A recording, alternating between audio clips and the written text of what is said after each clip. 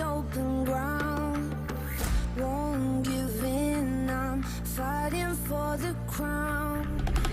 Heavy clouds are way above my head, like all of my regrets and things I never said. No, got a feeling, shiver in my bones. Something's coming, but nobody knows.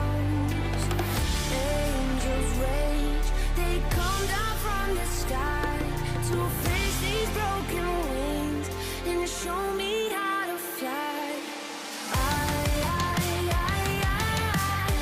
I burn the sky. I see the fire in your eyes. I come alive, and I feel like I could spread my wings and fly.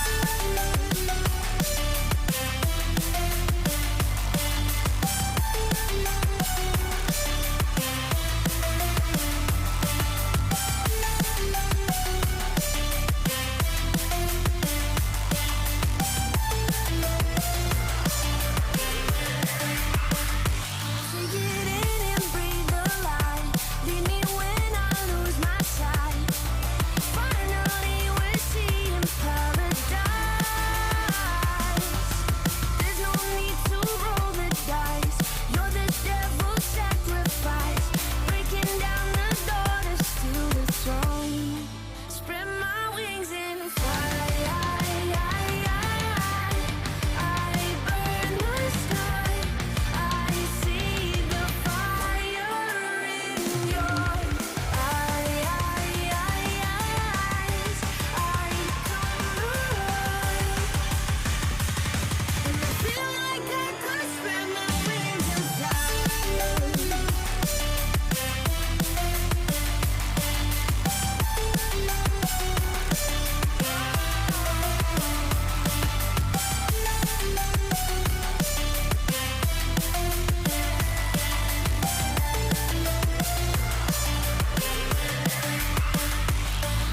Take it in and galvanize, spread the blaze and purify.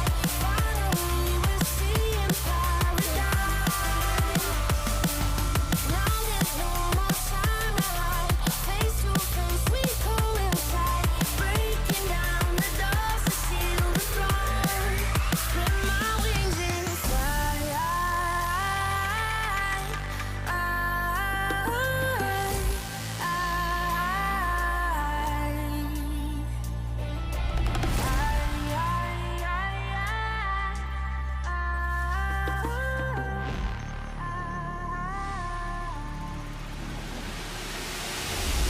Feel the power, now you're by my side. I've been searching, but you didn't hide. You were there through all my darkest days. You know me in my eyes, and I feel like I could spread my wings and fly.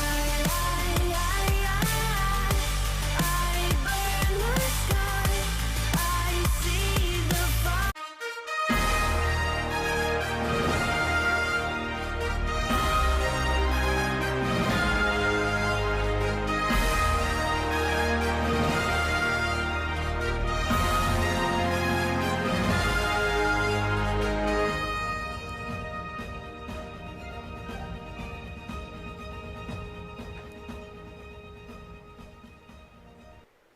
Hello and welcome into the Boise State Game Pants Esports Arena. I hope you guys are all having a fantastic Friday, and what a better way to wrap it up than with a Boise State quadruple header that we're going to bring to you tonight. It's 2 games in Rocket League, 2 games in Overwatch, and we'll kick things off with Boise State taking on CU-Harrodsburg in Rocket League. Joining me to call all of the great Rocket League action for the first time on the stream this semester is going to be Peyton Wayton Wilkins, alongside me, of course, Michael Fisher. Wayton, there you are. How are you doing today? I'm doing awesome. How you doing? Oh, I'm pretty good. Are you excited for Boise State's Rocket League? Because I know last time we saw them against Florida State, they struggled a little bit, so there's some probably revenge on their mind, at least getting a victory on the stream for the first time this semester. Yeah, definitely. Yeah, and this is my first time seeing them play this semester as well. And there's a lot of time over the summer. I'm not sure exactly how often they've been playing together, but hopefully it's a lot. And we could see just some crazy team just pop off today, and I'm excited.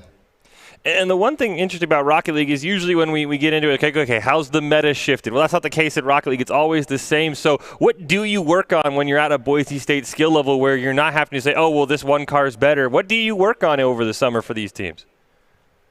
It's mainly like I think the highest like skill ceiling that you really have to reach is working together as a team, because you can always improve yourself, but you can only go so far with that. Usually, especially at the highest levels, like to where all the pros are playing together, usually they're working on how to work together as a team because they've all mastered their individual skills. They all know how to control their car properly, but actually passing and like developing those formations and working together, rotating.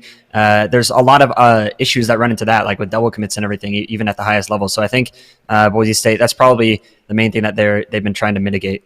And speaking of passing, this is the Cosmobuster, Baynock, and Ace Pocket team, and that's something that this team really excels at, especially Cosmobuster and Baynock. Some of the passes they put together is just incredible. And how do you even get to that? I mean, like, it feels like it's a split second, and it's just this perfect angle. So how do you work on something like that? Because it just seems so, like, down to the second detail that these guys have worked out. Yeah, it takes a ton of practice. It definitely is. It's not any easier than it looks. In fact, it's probably way harder because it's with a game like FIFA, for example. It's soccer. Except there's like a button. You press the pass button to pass to your teammate. But with Rocket League, it's literally you have to jump, turn your car, and flip in a particular direction in order to pass it. So it comes down to thinking what you're going to do with your car in order to get it to your teammate. And actually who you're going to pass it to and where you're going to go after and before that to make sure it actually works and it breaks down the defense. So I think mainly what it comes down to make sure those passes are connecting is looking for those passing lanes. A lot of the time teams will just leave a passing lane right down the middle. Usually they like to guard the outside and the walls. So sometimes you can notice that there's a little bit of a hole on the defense towards the middle. So that's where those infield passes come into play. It's going to be Boise State taking on CU-Harrodsburg there. The Broncos versus the Pioneers to kick things off in our NACE Skills Shot competition. A best of 5 for the Broncos, unfortunately. Last time we saw this team on the stream was a 4-0 sweep at the hand of the Florida State Seminoles that spelled their demise. So I'm sure Cosmobuster and company looking to get their revenge on the Pioneers. And the one thing that also kind of struck me is we talk a lot about it with Doc's Keys to the Game for side control, and then it feels like somebody just gets a huge clear and it goes right into the goal. So how do you manage to maintain side control but not just get a huge clear that ends up being like a cross map shot? Yeah, it really comes down to the walls, because a lot of the time you want to save as much boost as possible, and if you're keeping it around the side and you're trying to maintain that side control, sometimes it's more efficient to just drive up the wall and hit the ball instead of just aerialing straight up to it and using a lot of boost. So I think that's what it comes down to. I know Cosmo and Baynock, them particularly, are very comfortable with the walls. They're really comfortable with like getting passes or shots off the walls, that like just air rolling in a particular way to make sure they're doing exactly what they want with the ball. So I'm excited. Those are going to be the two players that I'm going to be looking out for to take side control in this game. And then as we are about to get into it between the Broncos and Pioneers, is there anything that you as one of the players on the Boise State team can maybe take away from the first 30 seconds from the opposing team that you can kind of say, okay, this is the best way that Boise State can attack them? Or do you think it's going to take a game or two for you and the other, for the Cosmobuster and them to realize, okay, these are the strengths and weaknesses of the team? It's sometimes it is more obvious with some teams than others. I definitely am looking within the first 30 seconds of the game to see if I can already notice any patterns. But usually it does take like a game, especially at this level. But most of the time, the first thing I'd be looking at is how often do they send away possession and how often do they keep possession, because that is huge. If you're noticing that they're sending away possession a bunch, then sometimes you can just kind of drive sort of near the play, force them to send away possession, and then drive back and have a super fast recovery. Or if you notice that they keep it close a lot and they're not really like banging the ball away from them very much, then you can just challenge them instantly and hopefully get some good 50-50s on them. So usually you can figure that out within the first minute and then use that for the rest of the games in the series. So we see here the upcoming Boise State broadcast schedule. Going to be a very, very busy couple of weeks. The NECC Overwatch coming up later tonight. Then we've got Spokane Hoop Fest over the weekend. And then you can see right into the NACE grind for Overwatch, Rocket League, Valorant. Get some Gridiron Rivals going in there. All the teams really getting into the heat of competition here in the next week. But before we get to any of those, we're going to kick things off with a pair of Rocket League games. Fishing waiting on the call. See if Boise State could kick things off with a great start here. Best of 5 between the Broncos and Pioneers. Cosmo Buster, Baynock, and Ace Pocket going to be in competition for Boise State. And it is going to be really interesting to see first official tournament that I can at least remember that we've seen on stream. I know the Gridiron Rivals against Florida State, it is sort of for show. Of course, the players still really do care, and you want to make sure you get that victory. But is there a little bit of a different atmosphere waiting that this is the, at least for my knowledge, the first competitive tournament of the semester? Do you think we maybe see from either side maybe a little bit of jitters or hiccups just because of the pressure that's going to be on them? I think I can't really say for the other team, but I think Boise State handles pressure pretty well, especially with these 3 players, Cosmo, Baynock, and Ace. This is none of their first years. Ace has been here for 2 years, going into his 3rd year here. Cosmo, I think, has been here for 3. He's going into his 4th, I believe. I could be wrong on that, give or take a year. But yeah, they've got a lot of experience, and sometimes that's what it comes down to in order to stay level-headed and make sure you're focusing on the task. So it's going to be interesting to see. And then the fact that there is 2 games, we'll be curious to see if there is any sort of fatigue that might flip in. As we do see here, it is Cosmo Buster, Ace Pocket, and Baynock taking on Flip, Tater Tots, and Dahomey. So definitely going to be some fun names on both sides. Big fan of the Tater Tots name there, but I don't think that's going to sway me enough to root for the side of the Pioneers. I don't know about you, Wade. I know some people love their Tater Tots. I don't know if that's enough for you to sway maybe rooting for them now because of that great name.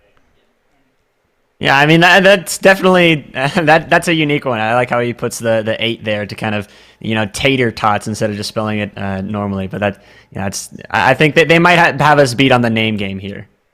Well, we'll have to see if Boise State could get revenge on the actual game. It is the Skillshot Collegiate Varsity Rocket League Tournament. Boise State taking on CU-Harrodsburg there in a best of 5. See if Boise State can get things off on the right foot. It is the first part of a doubleheader. They'll be taking on Northwood in the 2nd match of the night, and then we'll have Overwatch coming up later, so games to satisfy all sorts of interest. But we're going to kick things off here very shortly with Rocket League. There's Doc's keys to the game. Clean rotations with some metered aggression. Communicate position. Follow-up is key as well with your positions, and side control is key. It's all brought to you by Count. Count's Identity Trust Global Network delivers real-time fraud prevention, account protection, enables personalized customer experiences for more than 9,000 leading brands and payment providers. Linked to their award-winning AI, analyzes 32 billion interactions every single year. So if you want to stay safe online, go check them out. Count.com, count with a K, Kount.com. And I don't want to throw Doc under the bus here, Waiton, but do you think he got all of them, or would there be one more Waiton's keys to the game that you'd want to throw in there to make sure Boise State watches out for?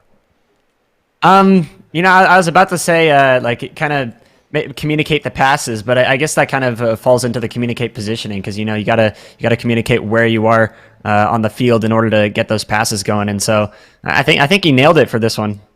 Well, he is the NACE Director of the Year for a reason, so there we go. He's got it all down to a T. We'll see if Boise State can follow through. Fishing waiting on the doubleheader Rocket League call here, kicking things off very, very soon with Boise State and CU-Harrodsburg. See if Boise State can get off on the winning foot here. And it'll be really interesting to see how this team's going to respond. As you mentioned, these are all returning players for Boise State, so they are going to have that sort of familiarity. I know you've been in and out with these different players, so do you think for Boise State the fact that it is this same trio we've seen a lot is going to make things a little easier in terms of they'll be used to their communication? I mean, you mentioned they've all been here for 2+ years, so they should know, shorthand call-outs that maybe if you're on the team for the first time, you might not recognize. Yeah, exactly. The only thing I can think of that where that seniority factor might hurt them is the fact that there's been a lot of broadcasts that these players have been on, so maybe the other team has been kind of watching these players. Maybe they're coming in with a game plan that Boise State can't really have until they actually go through that first match. That actually is a really good point. That's sort of, I guess, the price of fame, you could say. I mean, at Boise State, we love to try and broadcast every match we can. It's going to give your opponents a lot of material. Now, you do have to drop a sub to watch some previous videos. So, hey, if the other opponent's subscribing to our channel, that's totally worth it because they're supporting us anyway. Exactly. They're supporting us. They're helping fund scholarships. So I guess we can't complain. But that'll be interesting to see if there's sort of little things, like you said, in the first 30 seconds, there's things that you can pick up on the Pioneers. So I'll be curious to see if they've gone back and checked out any of the press broadcasts for the last 2 years for Boise State, as we see there. Broncos, Pioneers kicking off here very shortly in the NACE Skill Shot Collegiate Varsity Tournament. Boise State's first appearance, at least to my knowledge, first appearance on the stream in this tournament. And now here we go. We're going to kick things off. Boise State in the orange, Harrodsburg in the blue, and Boise State right off the kickoff. Going to pack a great pass over to Ace Pocket. He's going to play it off the back of the goal. Unfortunately, no one there for the follow-up. Baynock going to try and put it on net. Cosmobuster and Tater Tot's going to make a collision there. Ball still on the Pioneer side as Ace Pocket and Dahomey going to run into each other. Tater Tots and Ace Pocket now going to try and run into each other a little bit there. Baynock going to clear down to Cosmobuster. Great shot on goal, but a huge clear away. Yeah, I can already see Cosmobuster using the Scarab. Oh wow, and it's working too. We already see the passes connecting here from Baynock over to Ace Pocket here off the backboard. But as I was saying, Cosmo using the Scarab. Usually, it's not one of the most competitive cars, but you know, it does have the same hitbox as the Octane. So if you get used to it, you can do pretty much all the same with it. See, Boise State, they dominated those first 30 seconds. Ball nearly never left the side of the Pioneers. Off the kickoff, though, the Pioneers going to push it down into the Broncos side. Baynock is there. Corrales with about 60 boosts. Going to dribble it over one. Cosmobuster there. He's going to steal it away, push it over into the corner. Going to try and bounce it off. Nice deflection there by a member of the Pioneers. And Tater Tot going to get the clear, but right over to Ace Pocket. Another great save there. Boise State is really putting the pressure on right now. Waiting. Yeah, there it is. Wow, you can see Boise State, they're playing a little bit passive on first, just letting that double commit out in front of net, playing a little bit passive, just waiting for the defense to make some sort of mistake, and then you can see they just pounced on it, scoring it right there, and now they've got a 2-goal lead, and we're only a minute into this first match. Boise State really has not relented right off the kickoff. Baynock's going to win that one ever so slightly. He's going to retreat, get the full boost. Ace Pocket just going to whip on it, and so will Baynock. That's going to open up a window for Dahomey to push it down into the corner, but Cosmobuster is right there. Venular trying to wait for the ball to bounce back. Gives it right over to Ace Pocket, who pops it over to Cosmobuster. Nice shot on goal. And Boise State really dominating side control right now. Yeah, that's for sure. I mean, from the... a little bit of a defensive mishap there, but they recover from it. Yeah, as I was just about to say, it seems like from what we've seen so far, Boise State's they're dominating pretty much no matter where the ball is going on the field. It's like there's someone already ready for it. You can see even though there was a miss there from Boise State, the fact that someone even went for that kind of forced the defense on the other team to just make some sort of mistake and panic a little bit. Dahomey is going to get a slight clear, immediately intercepted by Ace Pocket. Baynock going to ricochet it all the way down into the corner. You can see Tater Tots there waiting in the goal. He's going to try and clear it away. Gets it over one, but Cosmobuster, he's waiting in the wings. Does he see his opportunity? Ace Pocket going to pass it right back to him. Slight collision there for Boise State. Dahomey, though, he's going to whip on it. That opens it up for Cosmobuster right mid? in front of the net. There it is. Baynock puts it home. Yeah, again, just Boise State, they don't really have to open up too many opportunities on their own. They're just kind of placing it mid, waiting for a mistake to happen, and then pouncing on it. As you can see here, Baynock waiting for that miss right in front of net, and he finishes it off perfectly. 3-0 lead for the Broncos here, and we are just over halfway through into the game. Right off the kickoff, Ace Pocket's going to win it. He's going to play it around Dahomey. One man left to beat. Tater Tots, though, going to do a great job at least clearing it, but Baynock's got the rebound, unfortunately, just a little bit ahead of it, and Ace Pocket going to finish it up. Nice clear there by Dahomey. What advice would you give to the Pioneers to try and get some clear and some side control? I was just about to say, they've got to start cutting off those passes, have someone just try and like move out and cut off one of those passes, try and read it based on the other team's positioning. And right as I was just about to say, Dahomey ended up cutting off a nice infield pass from Boise State. He read it perfectly, and then they started to bring it onto the Boise State half and start some sort of attacking play. Granular in the goal there. Good job by Tater Tots clearing it away. Dahomey going to miss on that one. Nice job recentered there, and Baynock puts it home. That's the pass that you were talking about. Got to get those passes. Yeah. They've really got to cut those off. You know, you can't let that pass. Once the pass happens, you're basically screwed. You just have to guess where it's going in the goal. So the best chance you've got in that situation is just keep that pass from happening in the first place. 4-0 lead for Boise State. Still 2 minutes left for the Broncos to either add on to the lead or for the Pioneers to start and close the deficit. Unfortunately, a whip there is not going to be how you started off. Cosmo Buster barely missing on another goal. Bay not going to recenter it up. Ace Pocket going to elevate. Hits off the crossbar. He gets intercepted by Venular. Good job, but Cosmo Buster, he's going to boot it home. Wow. I mean, I was just so impressed by Ace Pocket there. He actually got a flip reset off that first touch off the backboard. Almost was able to finish it off on his own. Fortunately, Cosmo Buster finishing the job, kind of playing the janitor of the team right now off that crazy mechanical play from Ace Pocket. Boise State comfortably in the lead, 5-0 here in game one. We'll see if the Pioneers can find a way to at least break the clean sheet for Boise State. The homie almost does that. You can see Venular under the ball. He's going to over-pursue. Unfortunately, Cosmobuster, he's got Baynock right there. Nice intercept by Dahomey. Ball still near midfield. Ace Pocket going to push it down. Baynock gets it, centers it up for somebody, and it's Cosmobuster just off the crossbar. Boise State had the 6th goal. Ace Pocket couldn't get it home either, but the Broncos right now just dominating the Pioneers in terms of side control shots on goal. It's a great save by Venular, prevents a 6-0 lead. Yeah, if I were to give one piece of advice to Harrodsburg right now, I'd say stop giving it back to the other team on your clears. You got to make your clears count, and here we go. Now they're starting to do that right as I say. It's like they're listening or something. He clears it right off to the side around the Boise State defense or offense instead of just placing it right at them. And it started to relieve a little bit of pressure, but it's not going to be enough as Baynock brings it right back for the 6th goal of the game. And you were talking about they've got to get clears, and they almost had it, but it was a great intercept by Boise State. Baynock gets the hat trick, and if Boise State keeps this up, I mean, I don't see how the Pioneers can get back, but this is the one thing about Rocket League. None of these goals are going to carry over, so the Pioneers are going to have some time to adjust because I don't think they're coming back in the next 40 seconds. Oh my gosh, Baynock just toweling on them with those wave dashes on the ground. That was incredible.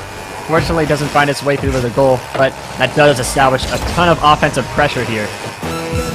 Venular going to get the clear down. Cosmobuster racing there as well. He's going to intercept it right in the corner of the goal. Try and dribble it away from a couple of them in the air. He's got no one in front of him. Unfortunately, ball just a little bit to the right of the goal. 18 seconds left. Boise State trying to add to the 6-0 lead. Baynock now going to put it up in the center. Cosmobuster going to elevate, and it's going to go in the goal. I don't know how that went in.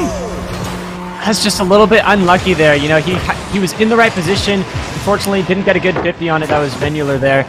He was trying to read the touch from Cosmo. Unfortunately, he read it just a little bit off to the side, and it bounces off his car and into his own goal. That's just unlucky. Not much you can do there. 7-0 lead for Boise State. A statement here in game one against the Pioneers. 3 seconds left. I don't think they're going to find a 7-point shot. Boise State might make it 8. No, they're going to let it touch the ground. And what a start waiting for Boise State. 7-0 in game one. Yeah, that was definitely powerful. I mean, it just seemed like Boise State was just the more dominant team. It seemed like they were on the offensive half practically that entire game, aside from a few minor breakthroughs here for Harrodsburg. But overall, I mean, I don't really see Harrodsburg coming back from this. I think Boise State, as long as they keep that pressure on and they keep just like firing on those shots, I don't think they're gonna have to worry about this next game. Yeah, I know we talked a lot about what Harrodsburg can do. We talked about trying to get the good clears, trying to intercept the passes. Is there one that you think is more important than the other two? I mean, even if Boise State is going to get a 3-0 victory, do you think there's one that could at least salvage the score line a little bit so it doesn't look as lopsided? I mean, I think. Yeah, again, it seemed like they were starting to figure it out towards the end with cutting off those passes and kind of clearing it to the open space. And something that I think they're going to have to take a little bit of risks on is trying to have one of their teammates up on the side because it seems like Boise State is really having that side control as in the Doc's keys to the game. But if they can have some sort of, if Harrodsburg can have some sort of player on the side there to kind of disrupt that control, then they can possibly get some sort of redirect play to move onto offense and then possibly get some sort of counterattacks that way. We'll hop into game number 2. The Broncos with a comfortable 7-0 lead off the kickoff. Good job there by Venular to at least intercept what Baynock was trying to do, but Ace Pocket going to put the ball in a familiar spot over on the blue side. Bouncing in front of the goal. Oh, man. A bad clear. Baynock, he starts the scoring early. Yeah, that's just I don't even know what to do there. You just one mistouch, miscommunication on defense, and Baynock just does the 180 backflip to finish it off, just kind of styling on them. That's just unfortunate. At that point, it just comes down to getting your touches right, and if you can't get those right, then I don't know. Just try and regain and go next. Clear your mind. Try and get those mechanics unlocked. This time he's going to get a demo on the ace pocket. Venular's also going to demo Baynock. That's one way, I guess, to slow down Boise State's aggression is to take two of them out of the fight, at least for a little bit. Baynock respawns, nearly dribbles it all the way home. Right towards midfield, ace pocket going to push it down into the corner. Dahomey going to intercept the ball, but he's going to lose control. Venular has to get a great clear, but you can see Cosmobuster waiting in the wings. He's going to put it over to Baynock, right back to Cosmobuster, and unfortunately just not enough boost to get to the ball. That would have been a really easy goal for him, but just couldn't catch up to it. Yeah, I mean, that was just so close. You see Boise State once again starting some sort of crazy offensive attack, and I think the best chance that Harrodsburg has at scoring here is defending off those strong attacks. You can see Boise State, they're kind of playing it slow, and then they just go all out for a few seconds. And Harrodsburg, if they can defend that strong, like, aggressive pressure for those few seconds from Boise State, sometimes I'm noticing often a couple opportunities where Harrodsburg has a point where they could get sort of counterattack going. So after, yeah, if they were able to make that save, I think that would have been another opportunity. But unfortunately for them, Baynock finishing off this excellent pass from Ace Pocket. Yeah, he talked about it in the open, waiting, passing. One of the things that is sort of separates teams at this high level, and Boise State doing a great job. That time, Ace Pocket, the beneficiary, with Baynock putting it home, and Boise State right off the kickoff. Ace Pocket nearly has one. Another one, unfortunately for him, he couldn't get high enough. Baynock sees his opportunity, already has 2 goals, one man to beat, but Venular is at least going to get the clear for now, but Boise State is just sort of dominating the side control, much like game 1. Cosmobuster puts it up. He's got 2 members back waiting for the rebound. Ace Pocket shot going to go just a bit wide, but a bad clear there by the Pioneer. Harrodsburg is just playing too scared right now. They're just camping up in net, and unfortunately, that is a less effective defensive strategy, having just a bunch of people sitting in net, because when you get a shot on, sometimes you just can't react to the speed that it comes to you at. So they've just got to play a little bit more aggressive here and just try and hope they get lucky if they aren't confident in their mechanics, because that's just all it's going to come down to here. Cosmobuster off the kickoff, nearly dribbles it home. Baynock almost had the hat trick, but Ace Pocket's going to put it in. Yeah. Boise State starting to pile it on. Yeah, this is just pure domination from Boise State. Baynock dropping it down. What an angle from Ace Pocket as well, getting that flip to somehow hit it way over to the right and off the post and in. That was actually incredible. Started off as a little bit slower scoring match than game 1, but Boise State has poured it on. 4-0 now, just 2 minutes in. Off the kickoff, the Pioneers finally going to get it down in the Broncos' half, but just for a fleeting moment. Baynock hits off the post as Ace Pocket have the follow-up. He's looking for the hat trick, but a great clear away by Venular, but Baynock, of course, raiding right at midfield, pops it up over one. He's got a member on the sideline right off the crossbar. No! 2 huge saves by the crossbar. Stop the double hat trick. And I was just about to say, Cosmo gave like an incredible wall pass down to Baynock. I was talking about it in the pregame. Cosmo and Baynock are the 2 that you want to be watching for on those wall passes, and they're already showing us with their skill on those, how comfortable they are on the walls, and clearly it's very effective.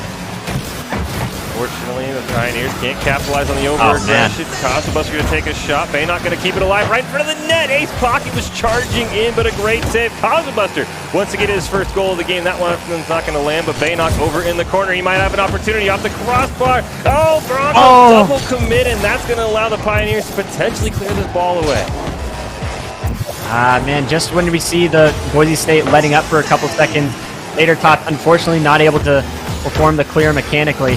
Now we see Baynock. Is this a triple tap right in front of net? Oh my god. Baynock just kind of taunting them by carrying it above their heads. They're like waiting for the ball to come down to them, and then Ace Pocket finishing it off there. It's just the mechanical difference between these 2 teams is just so drastic. It's almost nothing Harrodsburg can do. Harrodsburg holding on to at least a 5-0 deficit this time. Game 1 was a 7-0 Bronco win, so some slight improvement now, but still a minute and a half left, and Cosmobuster finally gets in on the scoring. Took him long enough, but it's 6-0. And Boise State is now they're just starting to try and score from the sides here. They're just faster to the ball than Harrodsburg. Harrodsburg they kind of have to take a couple risks here if they want to stay alive and hopefully have a chance in this next game here in this best of 5. Almost a free kickoff there for Cosmobuster, as you talked about, waiting. Just all 3 members of the Pioneers just sort of hanging back in the net, trying to defend any shot that comes at them, but the same result. Ace Pocket puts it over at least 2 members. And no one is cutting off these passes here. You can't let Baynock drop that down mid there for Ace Pocket to get the free shot. You see Venular even pre-jumped and he still couldn't get there in time. That just shows how fast you have to be and how difficult it is to save those shots when you don't cut off the pass in the first place. Just under a minute and a half left. You're going to see a demo off screen onto the homie, but Venular might have at least an opportunity at the first shot of the game for the Pioneers. He's going to bump That's a nice bump. Out of the way. Unfortunately, couldn't. No one there. No member there to help as well. As you can see, the Pioneers still very scared of any Bronco aggression. Tater Tot tries to clear it down. Baynock, nice pass over to Cosmo. Starting to see some life, though, out of the Pioneers. This is the most offense we've seen in 2 games as the ball goes right in front of the Bronco net. Ooh! Yeah, that 50 right there very well could have found its way in the goal, but fortunately for Boise State, they are able to pinch it out. So intercept there by Baynock right near midfield. Him and Tater Tots battling for the ball. Looks like Tater Tots going to win it, but it's right back to Ace Pocket. 2 members in the goal for the Pioneers. Venular going to push it up. Baynock, though, he's still what a right pass. Cosmobuster. Oh, Baynock. Ball's a little bit high. Ace Pocket's got to try and finish it. The ball was kept up in the air. Oh, Baynock put it in. I think that was an own goal. I think that had to be an own goal. Unfortunate. That was the touch that went in for Boise State. You can see that's 3 people up on the defense of Harrodsburg. Unfortunately, a triple commit is not what you're looking for, especially when you're already down 7-0. So now there's actually 2 players for Boise State with a hat trick here. Both Ace Pocket and Baynock. We'll see if Cosmobuster can find his one, if he can get a couple goals here in the last few seconds. Cosmobuster loves to join the party, but he's going to need 2 goals in 10 seconds. In Boise State right now, looks like haven't pulled the pressure off, but haven't put a quiet shot on goal just yet. Ace Pocket tried to dribble it in himself. 10 seconds left. Cosmo to Baynock. There it is. What a pass. Yep. Well, again, as soon as that pass happens, you just have to kind of pray. And unfortunately, Baynock, he's not going to miss those 9 times out of 10. He just clanged that right on net. And Boise State are just dominating here, 9-0 in game 2. Boise State back in mid-season form, 9-0 here. Countdown going to go down. We'll see if Boise State can potentially get into double digits. 1 second left and a shot on goal for the first time. And the Pioneers score as time expires to at least make sure they don't get shut out all series. And that was all the bump there in front of net of Boise State. You can see the homie clearing out the net. Maybe that we might see a little bit more of that in game 3. You know, that was the 1 goal that they scored so far out of these first 2 games. You know, considering that work, they're probably going to try it again in this next game. Yeah, so at least the Pioneers got on the scoreboard. Boise State not going to get a clean sweep there, but still a 9-1 victory. And I mean, we talked about it in the pregame. We talked about it during the game. The passes for Boise State, especially between Cosmo and Baynock, but even Baynock and Ace Pocket, they're just next level. As you said, it's basically hope that the guy misses, and no one on Boise State really misses at all off of those crisp passes. Yeah, that's the thing. You can't. Hoping isn't really the best strategy, so you got to do something about those passes most of the time. And a lot of the time, if you're just huddling up in net, that's not going to work. You got to have someone push out. You can't play too scared, or else you're just gonna, get clanged on just like that in that game. 9-1 was the final score of game 2. Well, if Rocket League's not your game and you're interested in getting maybe the last-ditch chance here at Call of Duty Modern Warfare 2019, I know Black Ops is just around the corner, at least Black Ops Cold War is. We're going to have the Rocky Mountain Warfare Invitational coming up October 10th. If you want more information, go check out Idaho Army National Guard on any sort of social media, Facebook, Twitter, Instagram, whatever your social media choice is. You can see the prizes right there. Champion, 2nd place, 3rd place, some nice headsets as well on the line. It is going to be a Warzone tournament. I know we've had some of the gunfight tournaments, but this time it's going to be Warzone, a nice little cap off for the Modern Warfare 2019 season before Black Ops Cold War comes out. But right now, Boise State focused on getting the victory here in Rocket League as we kick off game number 3. A little information about Harrodsburg. They're led by Bradley Kay, an experienced program leader with Lethal Gaming, the Detroit Renegades, and now his own brand, Mind Control, trying to get the Pioneers back into it here, perhaps engineer a reverse sweep. As right now, at least early on in the first 30 seconds, this is the longest the Pioneers have held this Broncos scoreless, and as I say, Clayton Baynock puts it home. That pass from Ace Pocket is lethal. That is so difficult to read on defense. You see, it's just coming down at you. Baynock has such an early read on this. There's almost no way Harrodsburg is going to beat him to that with how early he jumped. Boise State once again a familiar spot, leading off the kickoff. Venular and Baynock going to run into each other. Cosmobus are going to try and dribble it home to Homie. Nice job preventing Ace Pocket from putting a clean shot on goal. Now this could be a chance for the Pioneers. Baynock playing a little 2-on-1, just able to win that one. Cosmobuster off the wall, off the ceiling, not quite able to capitalize. Unfortunately, the Pioneers don't get a great touch either. They'll lob it down to the Bronco corner where Cosmobuster and Venular are going to run into each other. This is the most fight we've seen from the Pioneers, keeping some pressure on until Baynock clears it out here. Yeah, definitely Harrodsburg starting to adapt here. They're starting to maintain this pressure. They're not playing nearly as scared as they were in those first 2 games, and clearly it's working out, and they're not getting scored on. Usually a lot of the time when you try and get more aggressive, you'll get scored on more because of it, but you have more chances at scoring. But I think with the level of passiveness that Harrodsburg was playing before, it was kind of leading to most of those goals. So it's good to see some aggressive coming out here. Hopefully they can show some more aggressiveness coming out with a couple goals to their name.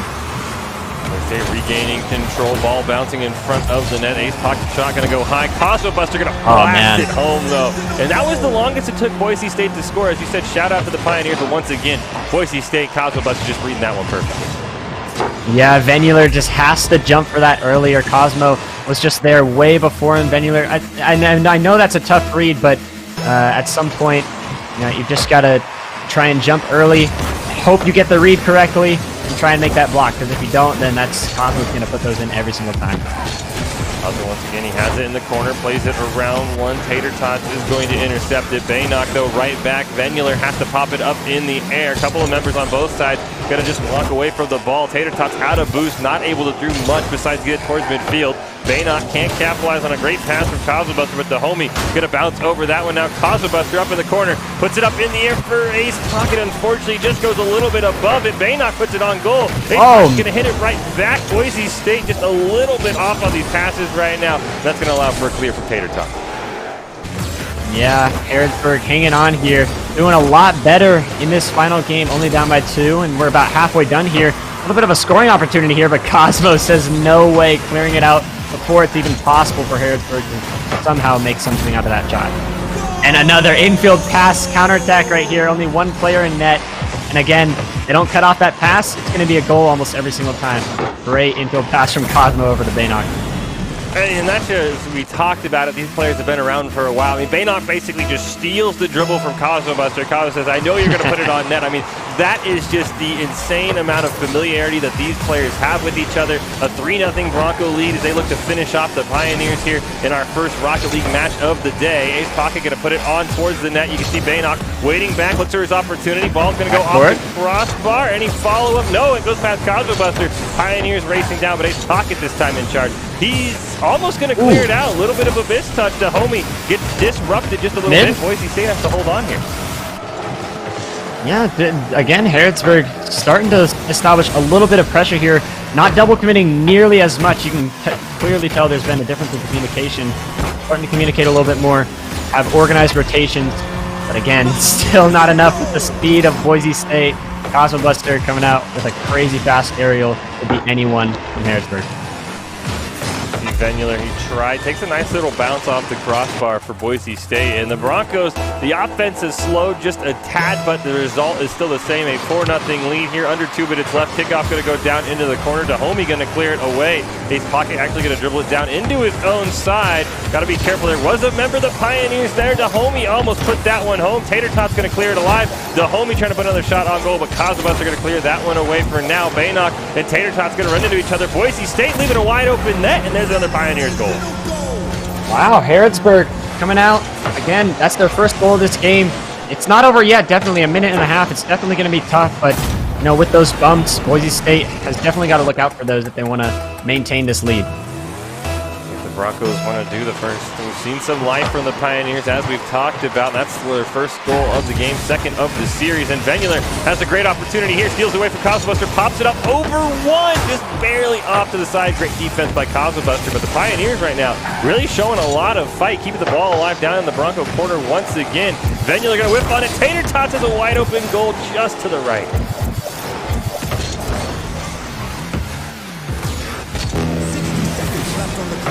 That's four of the Broncos here trying to close out on a sweep over CU-Harrodsburg. The Pioneers right now putting up some fight, though. The last 30 seconds have been all Pioneers. Tater Tots not able to keep that one alive. Baynock should have an easy opportunity. Had a wide open net. Just over-pursued the ball, it looked like there.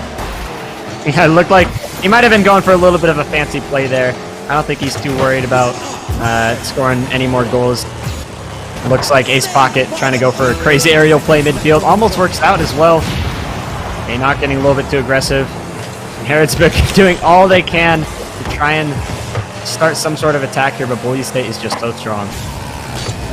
The 3-0 rally probably out of the way for the Pioneers, but Baynock, he's going to actually get the hat trick, his second of the series. As I was about to say, the Pioneers might have a chance for a second goal. Baynock, he slams it home to close any sort of hope. Yeah, they're wide open. Baynock does not miss those. He's going to score those every single time unless he's going for some sort of stylish play, as we saw earlier. That's going to be 5-1 for Boise State. Off the kickoff here, see if the Pioneers can add another goal to their tally, or if Boise State can make it a 6-1 victory for them here in Game 3. Tater Tots trying to dribble the ball upfield. Nice steal by Cosmobuster. Ball is going to die when it hits the ground. Boise State not there for the follow-up, but the Broncos probably don't care too much. That's a 5-1 victory and a very, very great start to the evening. Boise State with an absolute showing against the Pioneers in that 3-game sweep. Yeah, Boise State looking strong as ever. This is really promising for the rest of the season here. I'm really excited to see how they match up against some of these teams that they've struggled with in the past. So definitely very promising for Boise State. Hopefully they can bring the same aggression into the next match today. Yeah, we have one more Rocket League game against the Northwood Timberwolves, and then we'll have a pair of Overwatch games to finish the night out. Michael Fisher, Peyton Waiton Wilkins on the call for Rocket League. Boise State with an absolutely dominating performance, 7-0, 9-1, 5-1 victory over the Pioneers. And I mean, you hit it right on the head in the pregame, Waiton. The passes that Boise State makes, especially from Cosmobuster to Baynock, Ace Pocket had a couple good ones there as well, but that's the combo that had a lot of the highlights last year between Cosmo and Baynock. And my goodness, they're right back in it because some of those passes were just absolutely incredible. And as you said, basically the Pioneers has had to pray somebody was going to miss, and they rarely ever missed. Yeah, that's for sure. I mean, Boise State, especially with the speed that they were playing at, it seemed like even if they did miss, it wasn't even that big of a deal because they were rotating back so fast, and they always had a teammate there backing them up just in case. So very strong from Boise State again, as we saw, very dominant. But again, let's not count out Harrodsburg. They definitely showed some pretty good adapting skills there, especially towards the end. So, yeah, hopefully they're gonna they're probably gonna look back at this replay and try and adapt to it in the future if they ever play Boise State again. So you get our Idaho Central Credit Union player of the game from that match. And, I mean, you could probably have picked anyone on Boise State, but the man with 2 hat tricks, Baynock, probably, I'd say maybe the easiest one to get highlights for because he was all over the goal scoring. He scored so many times. And, I mean, it wasn't just the goals. It was also the passes here. You know, the goals always seem to be the most glorified, especially with like your name popping up on the screen and everything. But Baynock, it wasn't just the goals, his passes and the styling. I mean, we see that like that 180 backflip type shot. It wasn't just like competitive shots. He was also making it look great for the audience as well. I mean, you saw it right there in the replay. I mean, yeah, Baynock's going to be the one, as you mentioned, when your name pops up, it's the highlight play. But, I mean, the passes that everyone on Boise State was able to give to each other, I mean, they set each other all up perfectly. There's a reason the Broncos scored so many goals, and it wasn't a one-man highlight reel. It was almost always, all right, here's a pass from Cosmo right over to Baynock, right as I say it. And right. A team effort right there. Yeah, that's what it comes down to. You know, you could put, like, a lot of the time, you know, you could have some one crazy star player, but they're not going to perform as well if they don't have a great team to back them up. So Boise State really coming together, showing that they've definitely got the seniority. They're using that to their advantage. And yeah, again, congrats to Boise State sweeping Harrodsburg. Yeah, and a big congrats to Baynock for his Idaho Central Credit Union Player of the Game Award. Idaho Central Credit, who believes a great player makes a team more successful, just like they're helping their members achieve financial success. Baynock, your Idaho Central Credit Union Player of the Game. We'll see if he can add to his trophy count here tonight. Already one Bronco victory, and there could be another one as Boise State's going to have another game coming up against the Northwood Timberwolves. And the Timberwolves got to be prepared because Boise State did not come to play. I mean, we saw the score lines. If you just missed it, 7-0, 9-1. 5-1 in Game 3. Boise State was scoring at will against the Pioneers. And the Timberwolves, they've got to intercept these passes. They've got to get good clears because Boise State was all about punishing the mistakes that the Pioneers made. That's for sure. Yeah, they definitely got a lot to work on. Boise State just kind of winning this game, moving on to the next one. But for Harrodsburg, they know exactly what they should be working on. It was definitely good practice for them at the very least going up against Boise State. So I'm excited to see how they perform in the future. And, I mean, I don't even know if it's possible. I'm sure someone would say you can always improve. But, I mean, what, if anything, could Boise State improve on from that performance? Or is there any sort of concerns you maybe saw that maybe were bad habits that might be forming weight and that you're like, hey, let's nip that in the bud even though we won? That's something we could be, maybe taken advantage of by a slightly better team? Yeah, I mean, if I were to put it on just one thing, it'd probably be the bumps and demos. It seemed like every time Harrodsburg was able to score, for the few times that they did, it was from some sort of bump on defense. So if anything, they've got to watch out for those bumps, maybe take some sort of weird rotations back, and they'll probably do just fine against them. So it is going to be Boise State going up against Northwood here in our next match of the night. Be curious to see how Boise State does with that one. And I think before we get to that one, I believe we will be taking a short break. Should I potentially even have a top 5 plays from that game. But you don't want to go anywhere. We've got more Rocket League action. Boise State taking on Northwood. Going to be coming up next to wrap up the night in Rocket League. And then we've got Overwatch later, but it's Rocket League coming up next.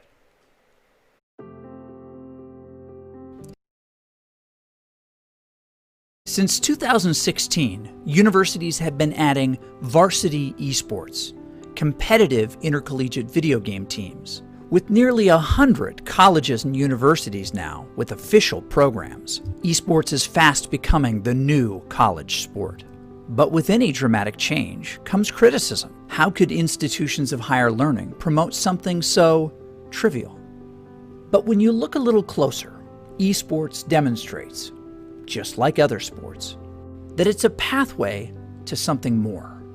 There's several misconceptions when it comes to esports and its place on the university campus. The first and foremost is that people would say it's not a valuable learning activity. It's not a place where people can learn new job-related skills or maybe get a good industry feel for what's happening outside the university environment. And that's just simply not the case. And all evidence points otherwise. There are so many new jobs. The industry is absolutely booming. People are looking for students that are graduating with experience in things like streaming and technologies, marketing, the whole business side, sponsorships. There's the whole graphics and coding component that involved in esports and other video game type of activities that are really important in just terms of jobs and industry. And on their way to those careers, students who attend schools with varsity esports programs can compete for their university.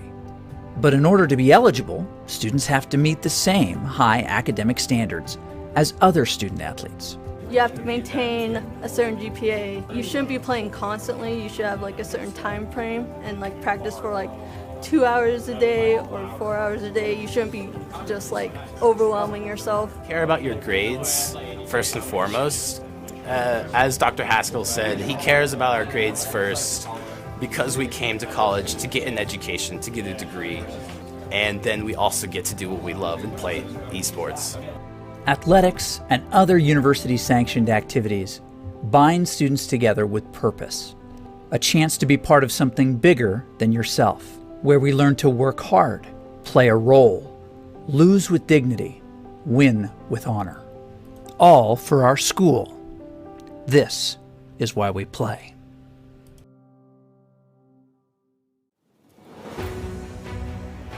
Welcome back into the Boise State Game Pants Esports Arena. We are continuing on with our Rocket League match. It was a Boise State quadruple header to kick things off. A great way to end any Friday afternoon and into the evening. Boise State with a dominating victory over the UC-Harrodsburg Pioneers. And now we're heading on to the next match, the Northwood Timberwolves taking on the Broncos here in the NACE Skill Shot Tournament. Fish and waiting on the cast, and Boise State absolutely dominating back in that first game. I mean, it was mid-season form. The passes from Cosmo to Baynock, Ace Pocket thrown in some there as well. They were all really, really crisp, and I just am curious to see how any team can slow them down because, I mean, you said it perfectly, Wayton, and I'll repeat it over and over again.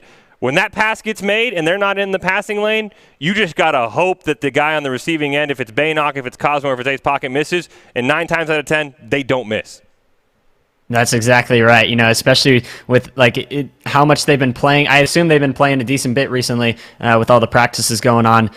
With how much they've been playing together, you can tell they've got that chemistry down. There's almost no double commits during that entire match. They're playing so fast and everything. It was just so dominant. So hopefully, going up against Northwood here, maybe we'll see some sort of post-match here. You know, we haven't seen too much of Northwood. I believe this is their B team as well. I think their A team is one of the top in the nation.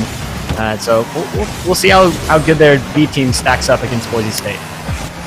We do kick things off here in game one. Boise State right now with a great side control. Ace Pack with a great pass over to Cosmo Buster. Unfortunately, just off the top of the net, but Ace Pocket once more. He's going to put it up in the air once again. Cosmo charging in and a great redirect. Unfortunately, Amp's going to make a huge save. And now we'll see if the Timberwolves can turn it around as the demo goes on to Johnny off screen.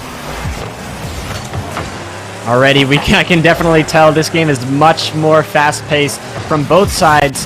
Boise State definitely up against a pretty strong opponent here, even though we're only about a minute into the game. Amp now going for some sort of double tap. Ton trying to finish it off and off the backboard again, but Baynock is so fast to that. That's the speed that he's known for. He's trying to score it on the open net as well, and Cosmo finishing it off. That was so well done from Boise State. We see Baynock with the speed on. That's such a tough read off his own backboard, and Cosmo, of course, with that chemistry that I was talking about earlier there to finish it off. And you talked about that as a potential weakness for Boise State in the last game. There's that moment where everyone fully converges in on the goal, and there's a slight chance for a counterattack. And Boise State played that one perfectly off the Timberwolves attack, and nearly Cosmo Buster off the kickoff nearly drives it into the goal. Ace Pocket still recovers it in the corner. Ton, though, able to clear it away for now. Baynock right over to Cosmo Buster, sets it up for Baynock once again. He's going to play it into the corner. Can he play it to himself? Oh! Shot on goal, but Johnny's going to turn that one away. And Boise State, despite this being a much stronger defense, is still doing a pretty good job of maintaining that pressure. But there, again, that's another demo coming out. That's something that we saw our previous opponents doing pretty well with towards the end. That seemed like to be Boise State's kryptonite. So if Northwood can bring that out a little bit more here, Boise State might be running into a little bit of trouble. But for now, Ace Pocket finishing this off really well. And that looks like just a little bit of an overcommit from Northwood. They just had no one back in time. Johnny almost getting there, but not before Ace Pocket can put it away. Ace Pocket read the rebound perfectly. The crossbar made the initial save. He made sure it did make another one. 2-0 lead here for Boise State in game one of the NACE Skill Shot Tournament over the Northwood Timberwolves. Right now, Boise State has to survive a little bit of a offensive attack. Huge save by Cosmo Buster. What looked like an open goal. Boise State hanging on, and now Baynock, he's trying to put it in on net, but a great demolition by Johnny, able to stop any pressure Boise State has. Ton going to play it over one. Cosmo Buster right there. Is there follow-up? No, there's not, as Johnny's going to clear it down to Amp. Nice intercept. Yeah, Northwood looking a little bit stronger here, starting to bring it down to the Boise State half, but that is going to be a double commit from them. It's not what you're looking for if you're Northwood. Boise State clearly shifting the pressure here immediately after that double commit. Actually looks like Northwood's starting to bring it back here. They're starting to relieve a little bit of that pressure that Boise State's bringing on. Perhaps they're adapting already. Could see potentially a different story for this second half of the game as we approach halftime. Clear away and a potential shot on goal there by Ton. Baynock trying to keep it alive off the wall. Plays it around one member. Ace Pocket and Cosmo both commit and miss it. But Baynock got a near wide open goal. Johnny is able to push it away with the crossbar's help. A couple of members go racing past from both sides. Now Ace Pocket able to keep it alive. Him and Ton going to start a dive down in the corner. Cosmo Buster trying to grab the ball, but unfortunately Amp's going to be the one that clears it away. But Ace Pocket with a great intercept to keep side control on the Boise State side. Ton now going to try and clear it. Racing in, Cosmo Buster can't get it, and Baynock Baynock forced to just sort of die near midfield as a huge double demolition comes out. It's a 3-on-1. And now we see, after that double demolition, relieving a little bit of that pressure that was about to happen. Boise State starting their attack instantly. For the most part, Northwood still seemed to be hanging on pretty well after those first two early goals from Boise State. Seem to be adapting to some sort of new game plan here, because whatever they're doing now, Boise State is having a much harder time getting those powerful, aggressive shots. Boise State holding on to a 2-0 lead here in game one. Just over a minute left. Ton not able to corral that one on a couple of attempts. He's run out of boost. Baynock going to clear it back right over to Ace Pocket. Shot on goal goes high. Follow-up shot going to go just to the left. In Boise State, you can see the opportunities. Unfortunately, just can't convert as Ace Pocket out of boost, not able to put much on goal. Yeah, and we see Ace Pocket, because he is out of boost there, Northwood immediately recognizing it, taking advantage of it properly. That's something that we probably wouldn't have seen from our previous opponents. Northwood taking advantage of it really well. There's another demolition. Could open up another opportunity. Ton trying to find another in net. Unfortunately, not able to make it happen, and Boise State starting to relieve the pressures once again.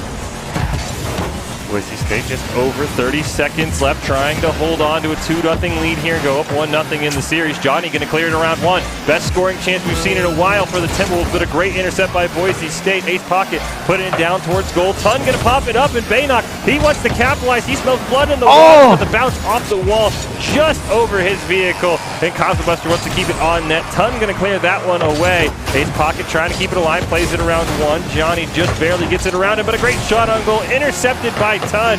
And really, you can feel like at points, wait, this could be a 4-5-0 lead for Boise State. The opportunities have been there. They just haven't converted as Ace Pocket gets a roller in. Yeah, finally, Boise State finishing it off. They had so much pressure there. It was bound to break at some point with how many shots they were putting on. And right there, it happened. Ace Pocket finishing it off. That's 3-0 now for Boise State. With just 2 seconds left on the clock, Northwood probably going to try and start some sort of momentum here to go into game 3, because at this point it is too late to come back.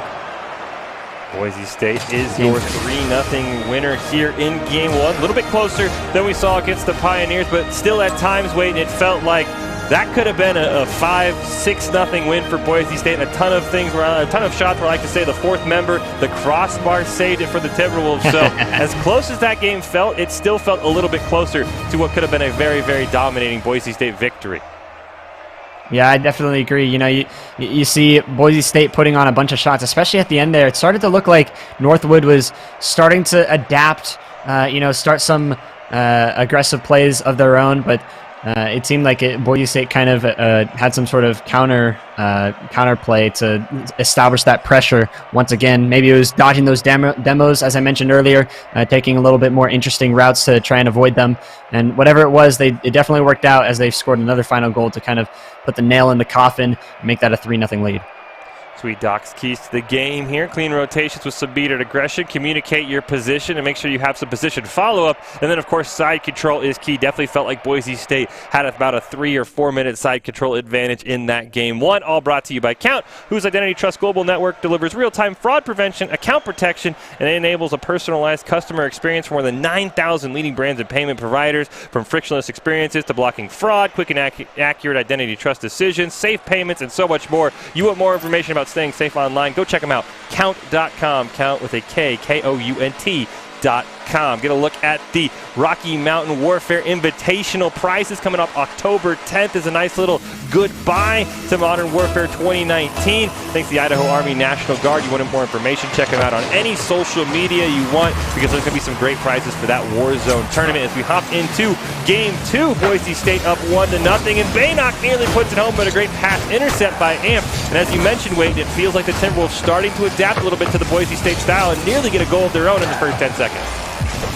Yeah, again, Boise State, we saw them starting their first attack first, but Northwood cut off the pass. That's what we needed to see earlier. But Northwood seems like they're definitely, it's a different team to play against for Boise State. You know, usually you could just do those passing plays all over the place without any issue. But now in this new series, Northwood definitely putting out a little bit more of a fight. Seeing Nice shot on goal there by Ace Pocket. Ton, the last member in the goal. He's going to clear it away, but Bay not going to keep side control. Passes it all the way across the field over to Ace Pocket. He's going to dump it down to Cosmobuster in the corner. Demolition did come off onto Baynock. I think that was where Cosmobuster is trying to go. So unfortunately, that attempt going to be slowed down for Boise State. But Baynock right off the respawn. He's going to keep it alive, push it down into the corner before Ton tries to clear it away. Cosmobuster can't quite corral it, and the ball started bouncing near midfield. And here another passing play. That one's a little bit more unique, perhaps a little bit tougher for Northwood to read. Cosmobuster trying to be a little bit more creative on offense.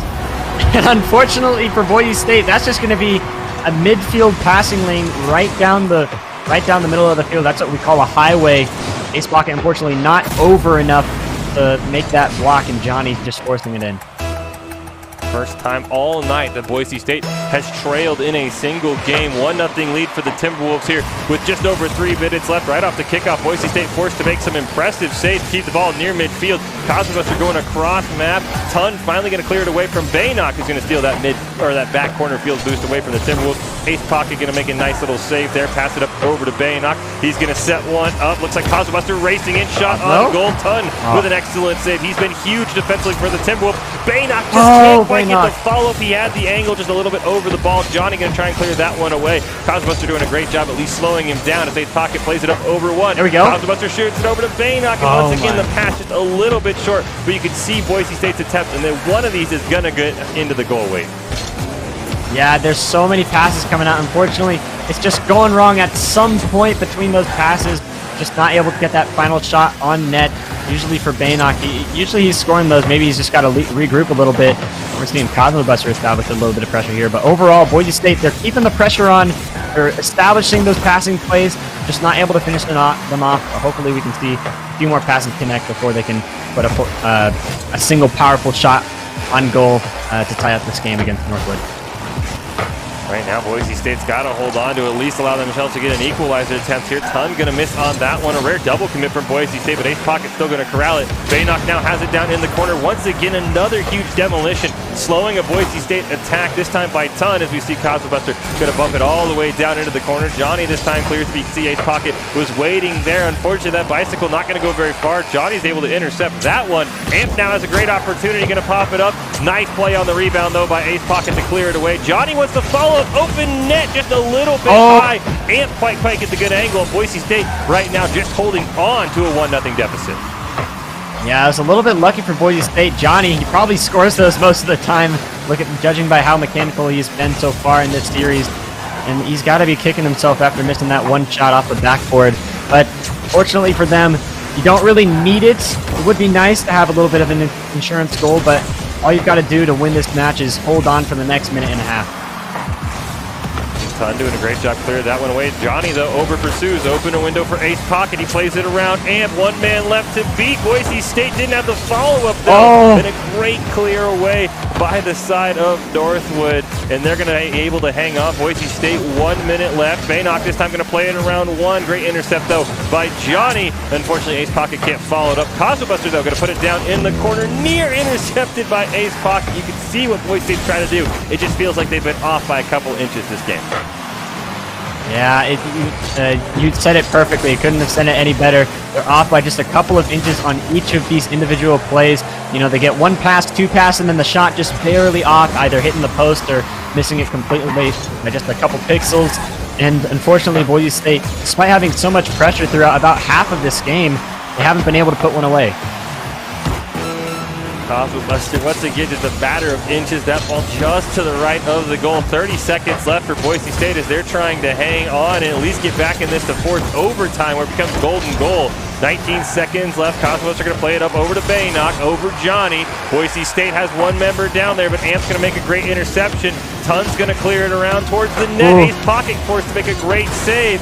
5 seconds left for the last Boise State attack. They're probably going to have to dribble this in overtime, and it's going to start with Baynock being demoed. 0 seconds. Cosmobuster's got to keep it alive. Play it off the wall. Bounces it back to Ace Pocket. Can take a shot on goal. Johnny going to save it. Can Baynock keep the ball alive? He can for now. Bounces it up once again. Tun's going to keep it alive, but it finally touches the ground, and Boise State going to get evened up here in the series, out one aside. Wow, definitely a valiant effort from Boise State, especially at the end there. We saw that pass coming across from Cosmo and then over to Baynock, and then Ace trying to get some sort of powerful shot, but unfortunately Northwood was collected on defense. They were able to make that save and put it away and maintain their 1-goal lead. But overall, definitely impressed with Northwood there. They definitely had some sort of new game plan going into game 2, and it worked out for them. They definitely had way more pressure in the second game compared to the first.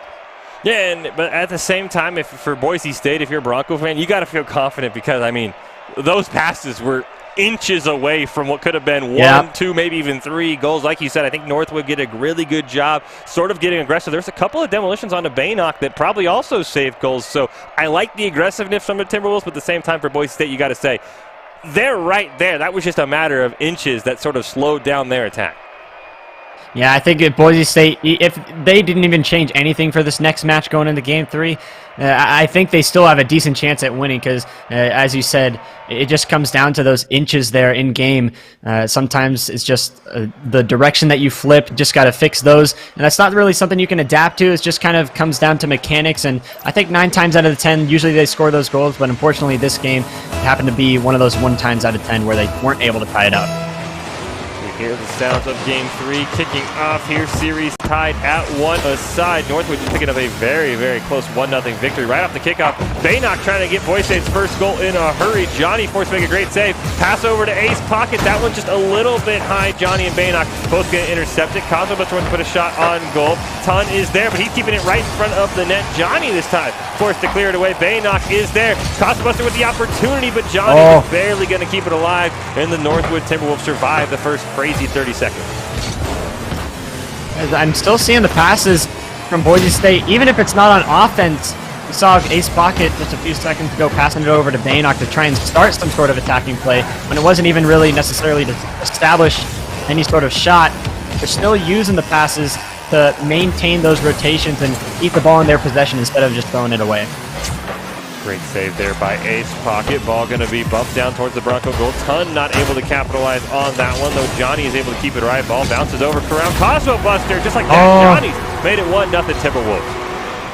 Yeah, I think Boise State just has to have tighter rotations here. It looked like Ace Pocket was back a little bit later than he needed to be. That front post just exposed. If Ace Pocket was back just a half second earlier, he probably would have been able to 50 that out. Boise State now trying to figure out how to get back into this one.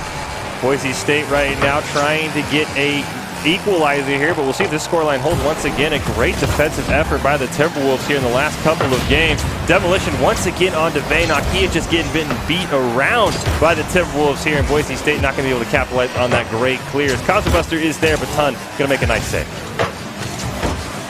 Boise State, again, here we go again with a bunch of shots over and over again, establishing the pressure. Unfortunately, not finding the holes in the net.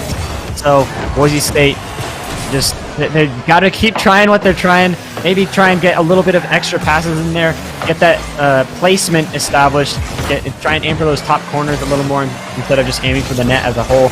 And maybe they might end up breaking through this defense. Clear away there by Amp. You can see Ace Pocket was hanging back there in the Bronco goal, able to get one clear, plays it over Ton as well. Johnny last man to beat. He's going to make a nice save on the ball to stop what would have been an open net opportunity for Boise State. He's going to get a demo on the Ooh, it's open. And there it is. Wow.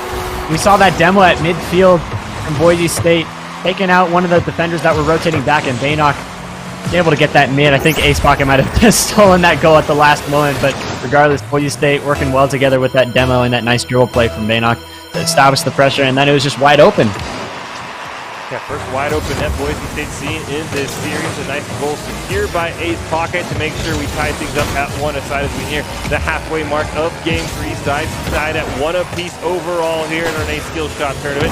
Ace Pocket now going to put it on. Nice opportunity for the Broncos, but Johnny going to clear that one down. But you see 2 members of the Boise State team waiting in the goal. Cosmobuster and Baynock. Cosmobuster actually gets it around 1. You can see Ace Pocket racing down. It's on Ton to make a nice clear. And he's going to do just enough to make it over 2 Boise State members. Yeah, Boise State, once again, this perfect offensive formation. See these passes really coming together here. Although Northwood, was the first to score, Boise State seems like they have most of the pressure here. since their previous goal. They've had it on this Northwood half this entire time. And Northwood just can't seem to... They're hanging on, just like saving these shots individually with a few points of danger in between. But they're not able to get it out of their half. And you're going to have to score at least one more time in order to take this lead back if you're Northwood. Steal by the member of Northwood, preventing Cosbuster from having a follow-up aggression. Bay knocked out. He's going to play it over one, but Tun's going to be able to steal that one away towards midfield. Cosbuster buzzes it over to Ace Pocket. He's going to take a shot on goal. Baynock is there. Unfortunately, he's going to make a great save. And Boise State, unfortunately, not going to find another opportunity, but Cosbuster going to keep this one alive. Over to Baynock. Ball just bounces over him. Takes a really bad hop onto the Broncos defensive end. Yeah, coming down to just about a minute left. Is this another wide open net? Wow. Northwood just, again, I think there was another demolition there on someone from Northwood rotating back, or maybe some sort of bump. And again, it's a wide open net. It seems like almost the exact same story as the first. A demo opens up the opportunity for Boise State, and they take advantage of it perfectly. 12 seconds left for the Broncos to hold on as a couple of members whiff on the opening kickoff without the ball moving. A little bit harder than trying to nail it in midair, as we've seen from both players. Cosmobuster out of boost is able to not stop that one. Tun's going to get a great shot on goal. Baynock what a save. Going to make a great save. Ace Pocket's going to get intercepted there. And now he's going to dribble it in the goal to tie it up. Yeah, Ace definitely had the jump for this. If not, yeah, Johnny definitely would have had the touch. I think they both actually touched it. A little bit of a pinch, and Ace Pocket, unfortunately, without boost, is not able to get out of the way of that one and puts it in his own net. Now it's going to be tie game again. Boise State, they're going to have to work for it if they want to get this lead back.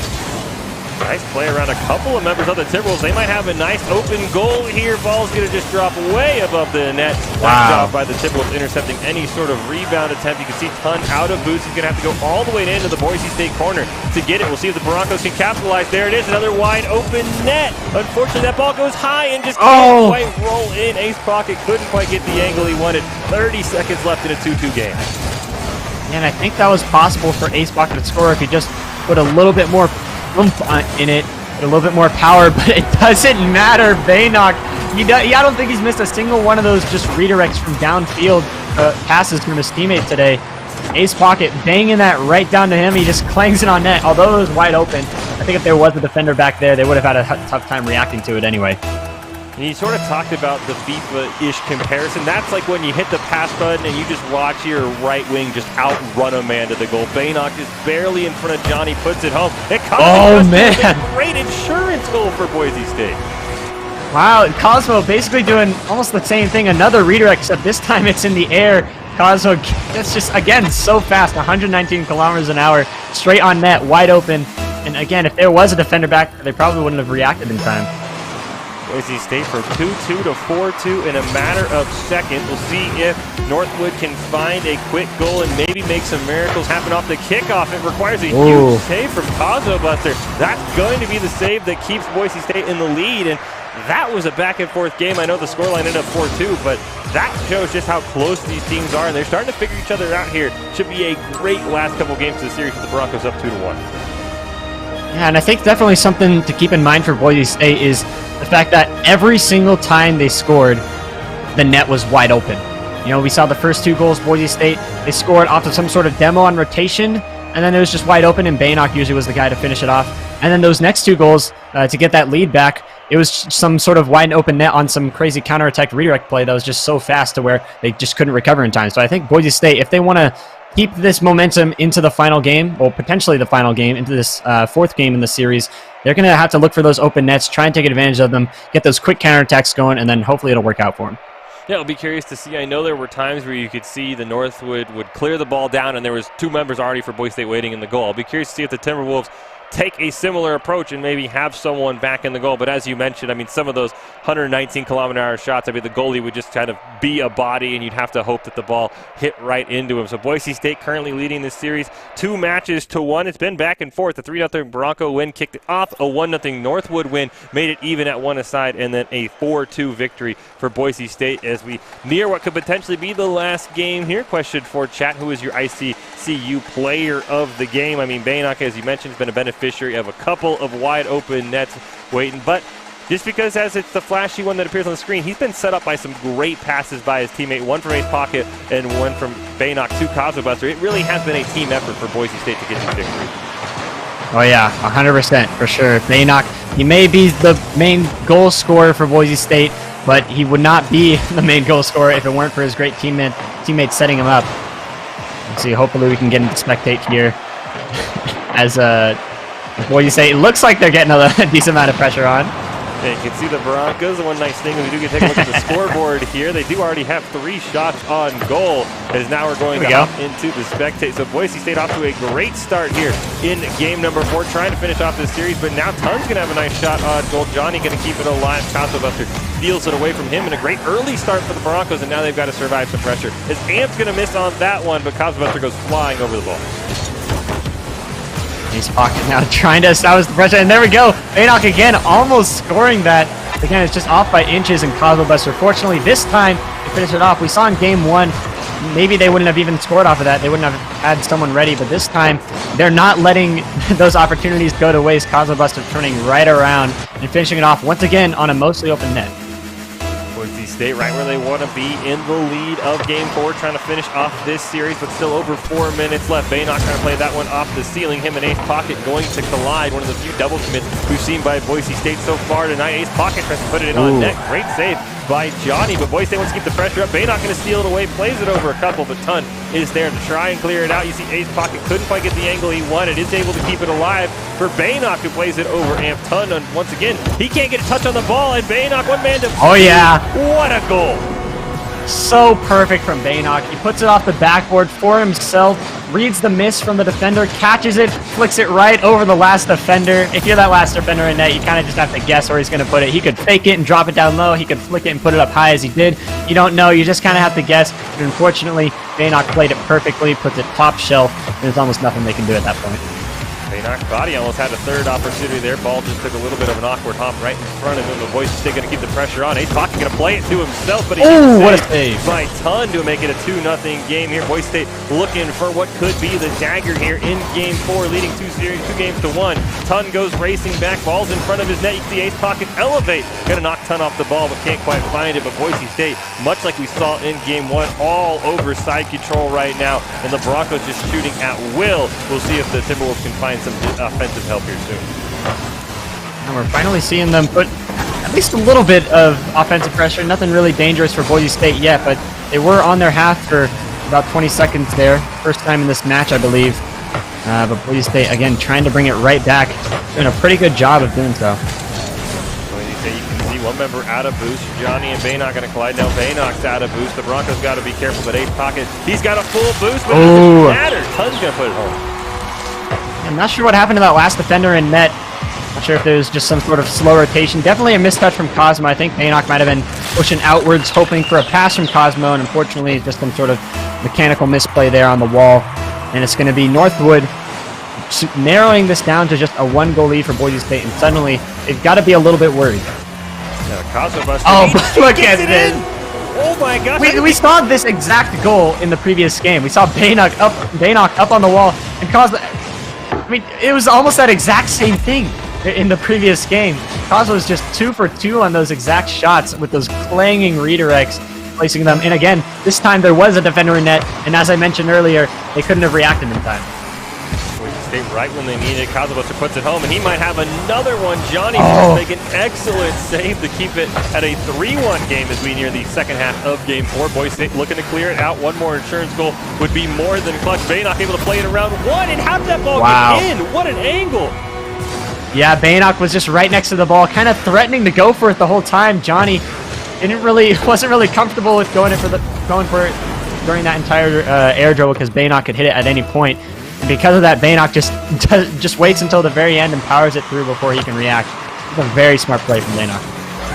Like we saw in game 3, a close game goes to a Bronco lead in just a matter of seconds. Nice shot on goal by Tun. Wow. Going to be forced away. Nice demolition as well. Boise State being the aggressors this time. Johnny going to stop what was an attempted pass. Cosmobuster going to drive Amp into Another the wall. demo. Baynock sees the opportunity. Ace Oh! just a tad behind that one as Cosmobuster tries to keep the play alive. But Ace Pocket without any boost is going to do what he can. Cosmobuster comes raking in. Baynock sees his opportunity. Unfortunately, not able to get a clear shot. Yeah, Boise State, they are looking powerful as ever in this third game. Even more powerful in game one than their previous 2 wins, I'd say. Again, here, Cosmo, it's kind of it wasn't really styling, but it definitely was entertaining. Cosmo getting on top, spiking it down. Unfortunate mistouch for Amp, and Baynock actually just pre-jumped that read, and he gets it perfectly on the left side of the net. Hat trick for Baynock, and just like that, what was a 2-1 game goes to 5-1 in less than a minute. Boise State seems they can add on. Ace Pocket right off the kickoff. Oh, he almost found his first one of the game. Ton going to be made another great save. The Timberwolves could easily be down 7-1 or more without these great saves. They have a shot on goal. That's in. Amp going to steal it, and he's going to put it home. Yeah, really well done from Northwood here. Boise State making a little bit of a mistake. Cosmobuster accidentally sending away possession there. And I think Ace Pocket trying to dunk before that shot even happened because he was afraid of the bump there. Very good rotations for Northwood to open up that opportunity. 5-2 game still within the realm of possibility for the Timberwolves. You can see they come all charging out on the ball at the kickoff. Johnny, though, he's going to lose control. Baynock, one man to beat. He's done it before, but unfortunately that time, Ton was an excellent spot to at least disrupt what he had planned. Now Johnny trying to dribble it down. Good job there by Baynock to stop that one. Ton wants to keep it alive over in the corner, but Cosmobuster should be able to corral that one. And Northwood starting to run out of time here with a minute left. Yeah, they've got to score 3 goals in just a minute. It's definitely not easy, but it is possible, especially with the pressure that they've got here. You know, they scored pretty quickly in the past, and we see almost an insane double tap from Ton. Unfortunately, just missing it, hitting that crossbar. And Boise State trying to start some sort of counterattack and get another insurance goal to their name. It seems like at this point they're kind of killing the clock. You see Ace Pocket passing it back, just trying to kill the time. It's doing a pretty good job of it so far. Boise State reading a lot of what Northwood wants to do. Baynock intercepted. He's got one man left to beat. Nice job by Ton to stop anything from going in. Demolition going to go on to Baynock as well. Ace Pocket, he has his opportunity. Can he get his first goal? Oh, yes, what a shot. Can. The way Ace Pocket just turned his car to get it on the left side of the net, that is so advanced. Now, if he just did a normal arrow shot, he probably wouldn't have gotten it that far. But the way he rolled, got it under net, so he hits it upwards and to the left. And at that point, he just did it perfectly. Northwood was just hopeless at that, after that pass. 15 seconds left. Amp's going to try and dribble it home. Nice save there by Baynock. Another What a great save by Baynock. He's going to make sure Boise State allows the least amount of goals as possible. Sometimes those goal differentials can mean a lot in tournaments like this. See if Boise State can add to their total. Great clear by Johnny. That ball should... No, Ace Pocket's going to keep it alive actually in the back line. One more touch for Boise State. Baynock is alive. Ace Pocket, he's got the angle. He's actually going to score. Ton's going to put it in, so Baynock gets credit. Ace Pocket gets a goal stolen away by the other team on their own net. Ace Pocket, he was trying to score that on his own, but Ton's like, nah, I actually want Baynock to have credit for this goal. Thank you very much. So that's going to be the end of the series. Boise State, despite losing game 2, looking a little bit scared of Northwood there. They take the victory, and they are 2-0 on today. Very dominant in the first series, and still pretty dominant in the second series, despite a very powerful Northwood.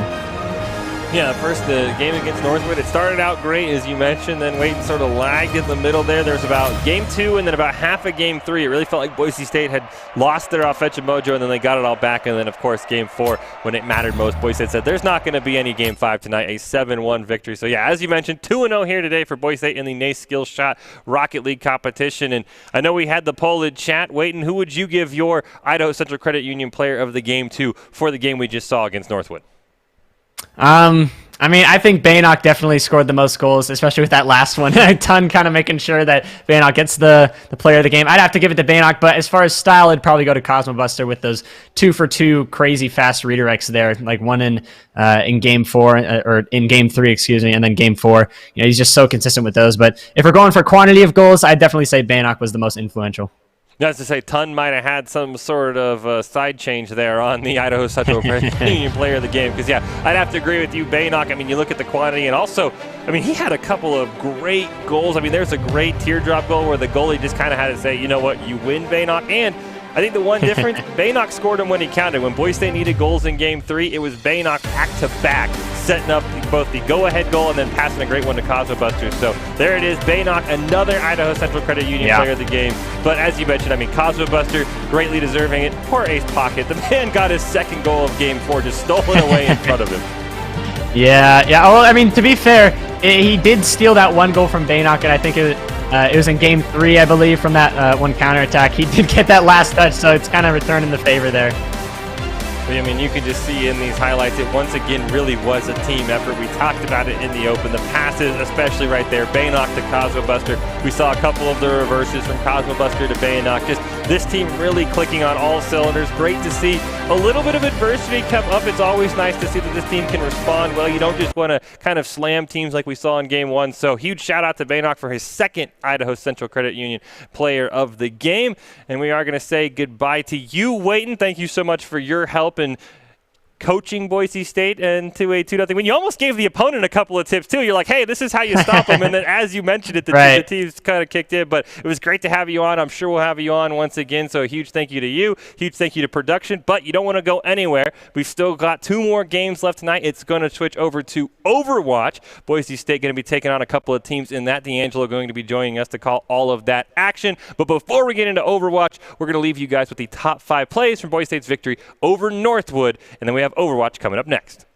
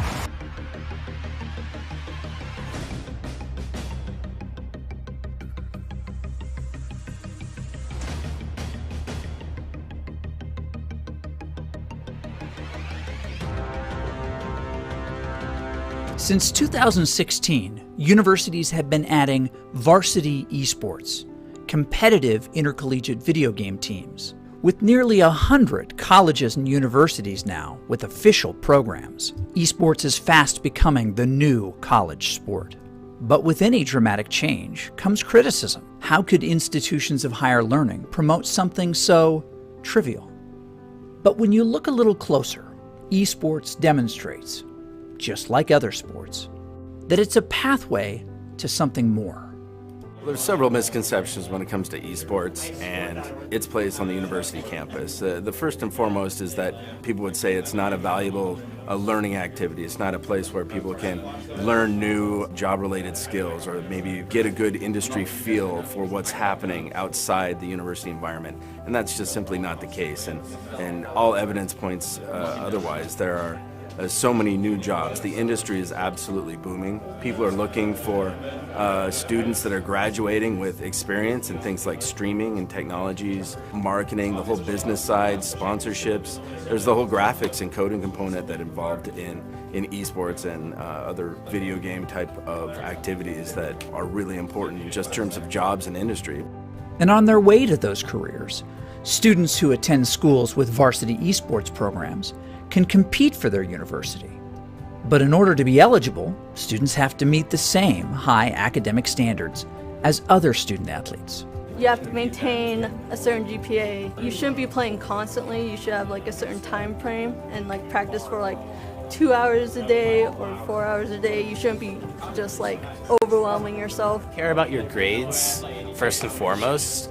As Dr. Haskell said, he cares about our grades first because we came to college to get an education, to get a degree, and then we also get to do what we love and play esports.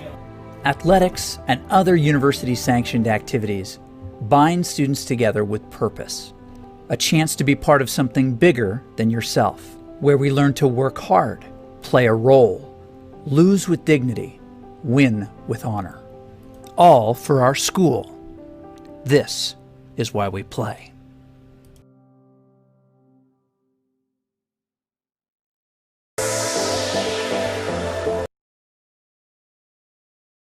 Boise State Esports is proudly supported by Game Pants, Esports Arenas and Equipment. Omen by HP. And Archon Clothing.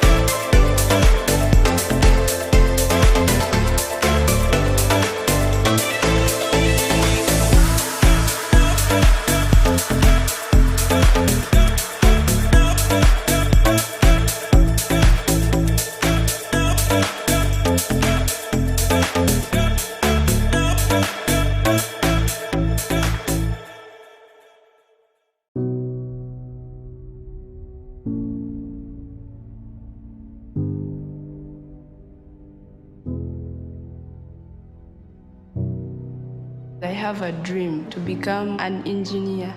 After becoming an engineer, I have to go back to where I came so that I can develop my country. One thing for sure, I love the teaching profession. Every time I teach and I see a child understanding, it gives me a lot of satisfaction. There are 75 million children and young people in the world today in crisis of conflict and natural disaster whose education has been disrupted. Uganda has received a huge amount of refugees.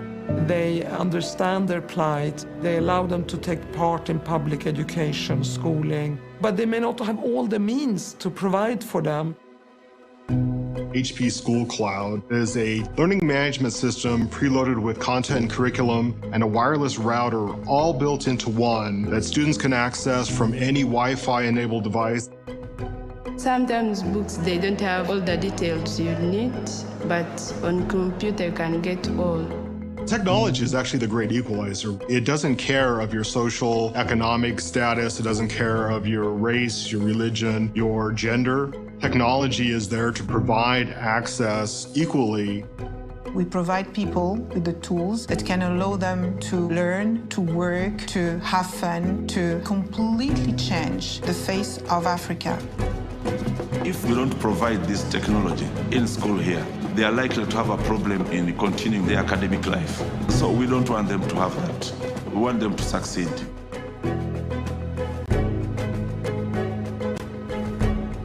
Being a refugee doesn't stop you from achieving your dreams. You just need to keep up, then look forward and fight for what is best for you. You may not choose where you're born, but you can choose the type of future you want to have.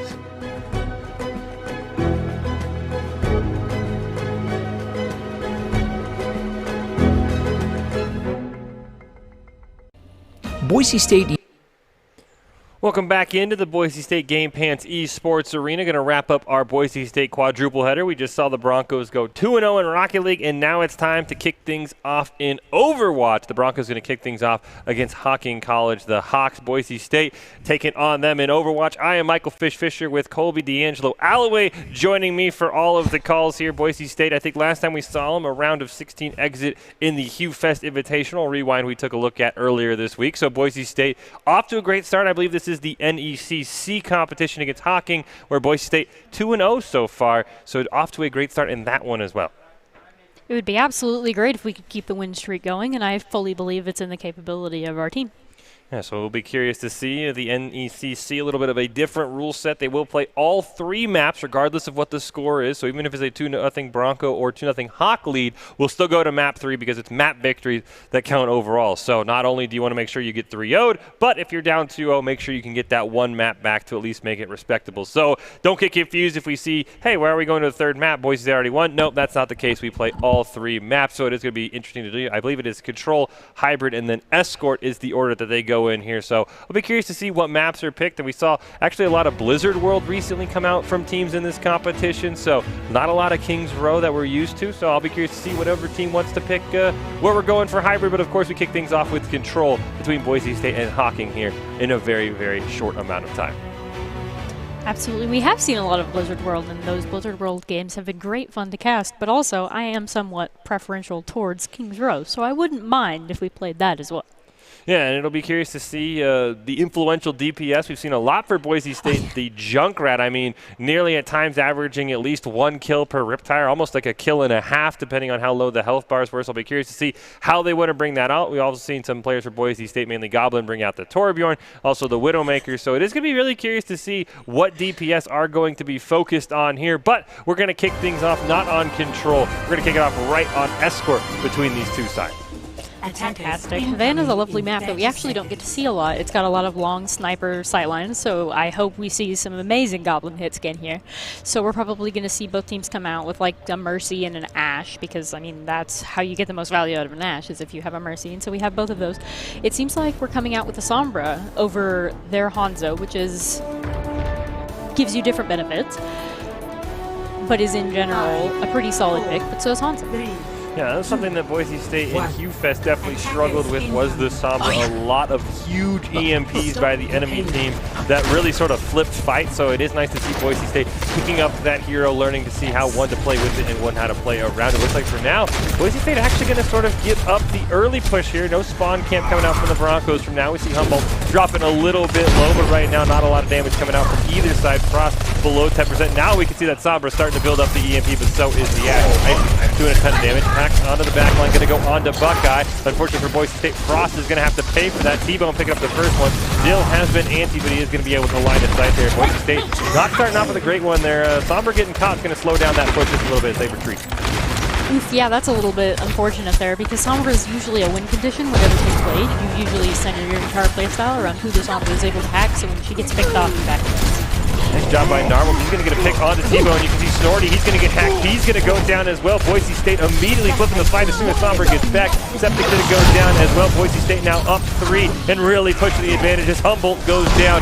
Pleb will fall down to Buckeye, but Boise State should have more than enough time to allow him to get back into the fight. Potentially even a res maybe comes out from BD Bomb. There it is. Boise State with a nice clean wipe. There it is. It's fine. Pleb's back. Don't worry about it. Low-key Quidgeable carry. That was a really, really nice fight there. We got the pick on the Zarya, which was what we first needed, but then Quidgeable went in with the Diva and cleaned everything up, and it was great. You see a couple of ultimates on the line for Boise State there. Diva Bomb, the Nano, and the Valkyrie. Just the Shatter up for Hocking. We do see Snorty also swapping over the Reaper, so he's going to reset whatever limited charge he did have on the McCree. Huge hack going to go in on the Buckeye. When you can't shield, that's usually a dead Reinhardt. Valkyrie is going to be used by Septic. Nano is going to come out from Boise State. Looks like it landed onto Icy, and he's immediately going to respond with a kill of his own. Boise State doing a great job, and those hacks are so painful on a Reinhardt, because if you can't shield, you're usually just sort of a walking dead player. Oh yeah, absolutely. When we saw Glock on the Reinhardt against Sombra Reaper, I believe, it was just Sombra holds Reinhardt.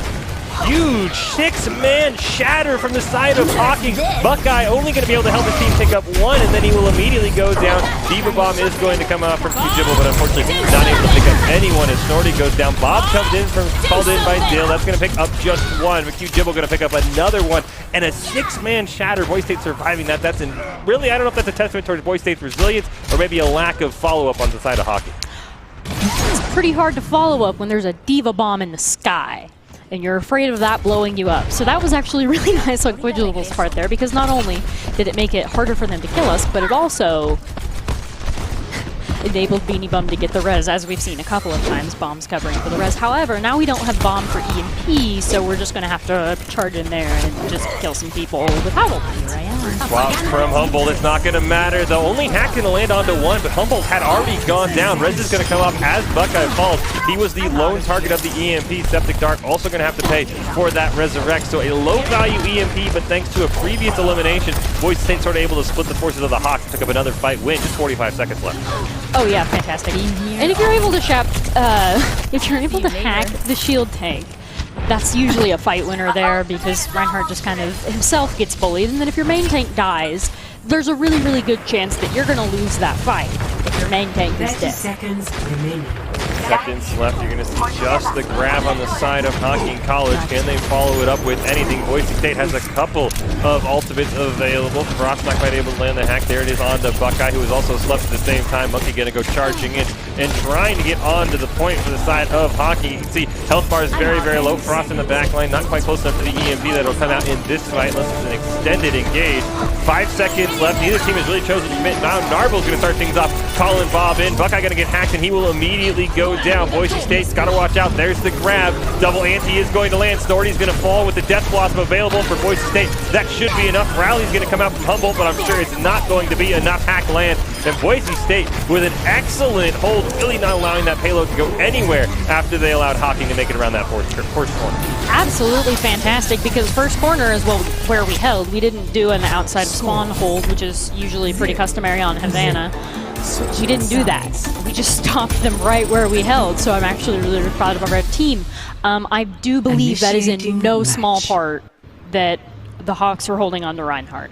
Reinhardt is getting absolutely bullied by Sombra, and it's not really anything. It's not really the Reinhardt's fault at all. That's just Sombra. That's just the nature of Sombra as a character. And we're pairing it with an Ashe instead of a Reaper, so there's a little bit less explicit bullying. But on Havana, where the sightlines are so much more favorable to an Ashe, particularly with a Mercy, it really is just more painful to have the Ashe anyway. I do believe that they didn't get it very far because they stuck on the Reinhardt, and I'm not sure why they stuck on the Reinhardt. Perhaps it's a comfort pick. That would be my first assumption there. Or maybe that's what they know how to play around. I don't think it's going to work very well for them. It didn't on attack. I don't think it's going to work much better on defense, especially if we come out with the Sombra. I think it would be a grave misplay on Boise State part if we swapped out the Sombra, because we're having a great amount of success, not necessarily with EMPs, but with individual hacks. Yeah, the individual hacks almost making up for the lack of EMP value. It looks like for now the Hawks, I guess, thought process was, let's just swap who's playing what. Tebow now going to hop on the Ryan. Buckeye going to hop on the Zarya, but keeping onto that tank line for now. We'll see what Frost can do if he can land any hacks onto the Reinhardt. Looks like once again the Hawks just going to sort of allow Boise State to get up there. Immediately a huge snipe from Narbles right onto Buckeye. Already a tank down, and there you go. You can see another hack going to land. Immortality Field is going to come out. That's going to keep the Hocking side alive just for a little bit, but you can see the elimination starting to pile up. Beanie Bum going to get one onto Septic. Beanie going to get a second one onto T-Bone. Right now, all the Hawks have to show for it is one elimination onto Hugh Gibble's neck. And right now, Boise State, about the only thing you can maybe criticize is no one's pushing the payload right now. Yeah, no one's pushing the payload, so we didn't get as much reward there as we should have. Narble should have fallen back once we were up too, although he did get a lot of nice damage in there. No one can hide. But also, we would have probably been able to win like half of a fight here instead of having to win one full staggered fight if the payload had been pushed for the entirety of that engagement.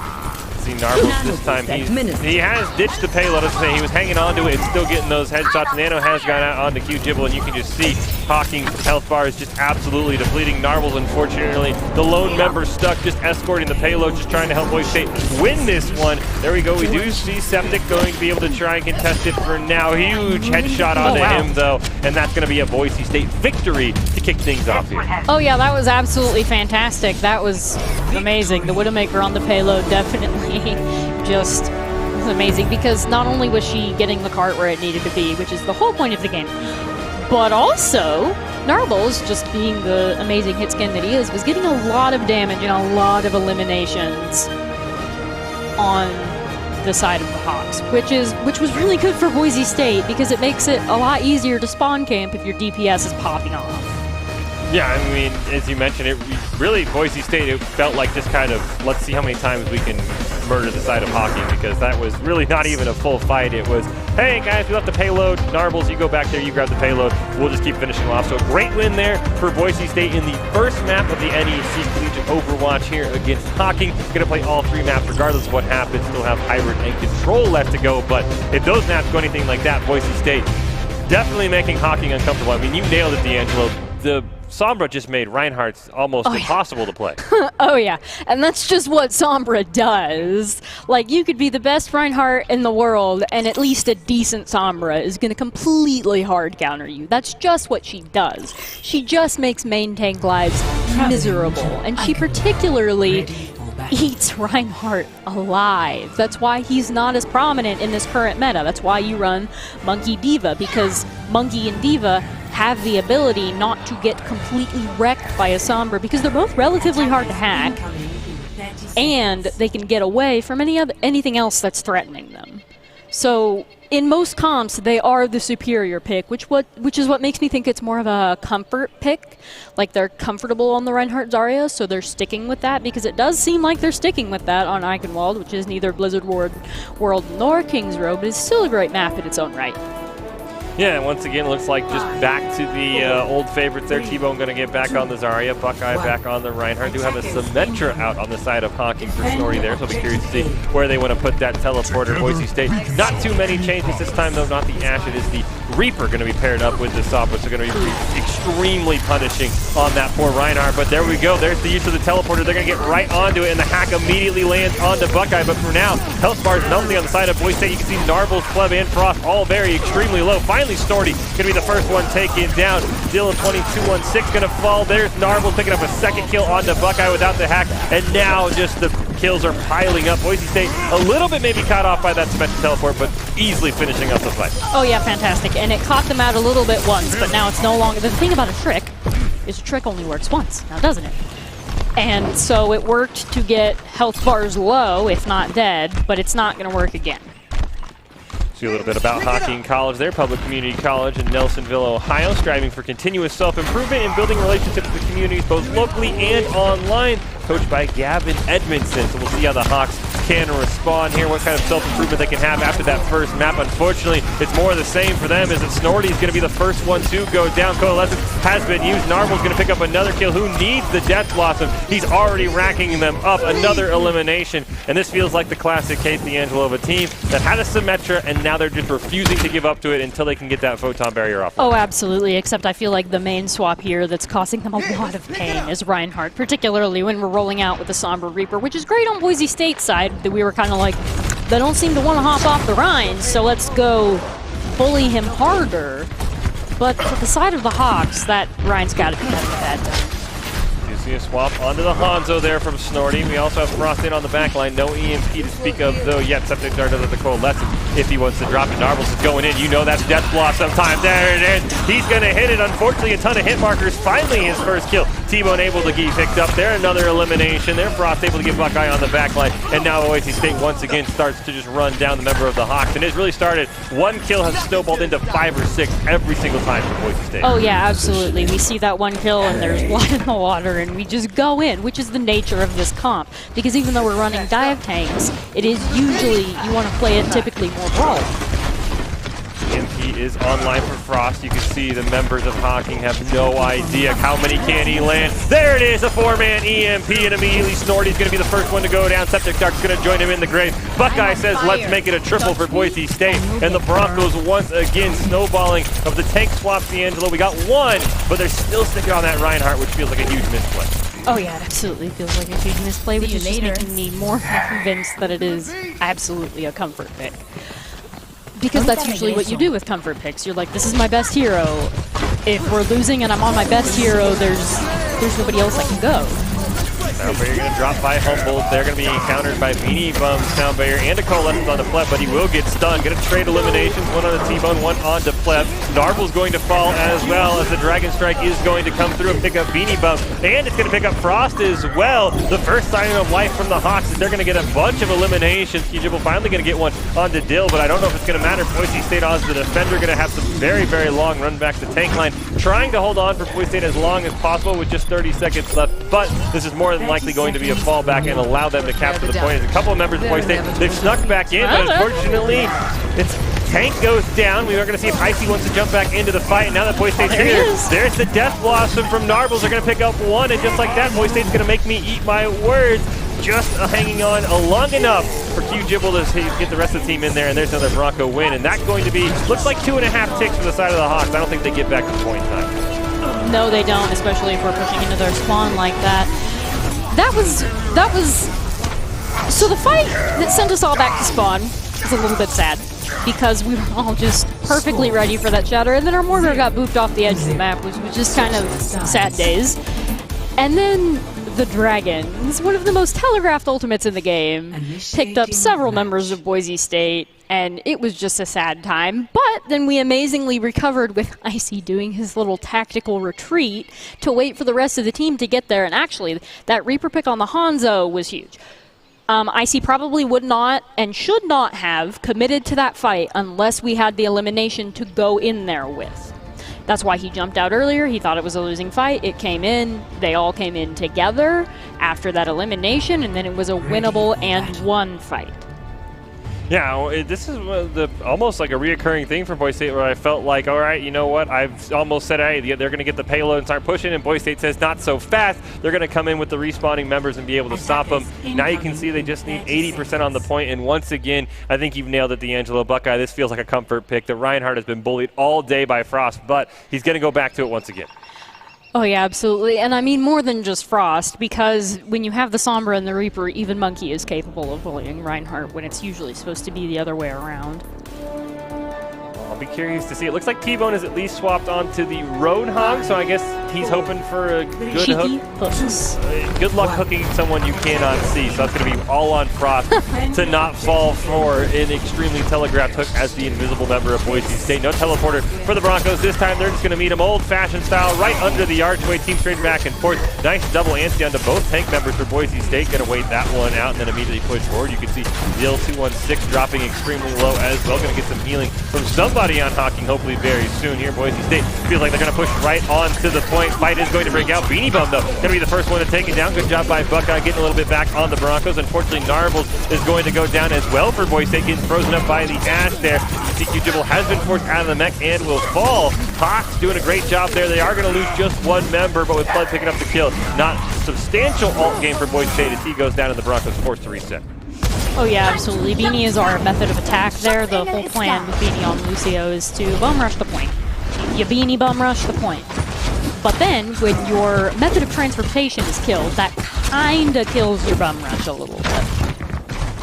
See Frost just waiting in the back line. Hawking looks like they are trying to find him out, but unfortunately not quite close to him there. There's the teleporter goes down to be able to get back in the fight. Pleb, meanwhile, is going to kick things off to the front line with a Coalescence. Nice hack onto Humboldt onto there, and he's immediately going to go down, but he's still going to kill onto Narbles. And Boise State going to have to trade 2 for 1, unfortunately. Frost trying to build up towards that EMP. Kijibble going to get another one there, as Boise State right now racking up the kills. Valkyrie and Blizzard did go down. Unfortunately for Hawking, they have not been able to get another kill as the Primal Rage comes out. Shatter is going to land right onto Icy. Unfortunately, there is no punish. EMP is going to go onto the 2 remaining members who were actually alive and on the point at the time. Septic Dark and Buckeye, they're both going to fall, and Boise State might be able to grab this point. Humboldt's going to go down. We'll see if the whole Hog's able to get onto the point. It is not. Boise State once again going to pick up their second victory of this series. Oh yeah, it's pretty hard to get the whole Hog on the point when he's being body blocked in the hallway. Eichenwald is definitely one of those maps where if the tanks are doing their job of trying to contain the enemy team, it's going to be really, really hard for you to push them.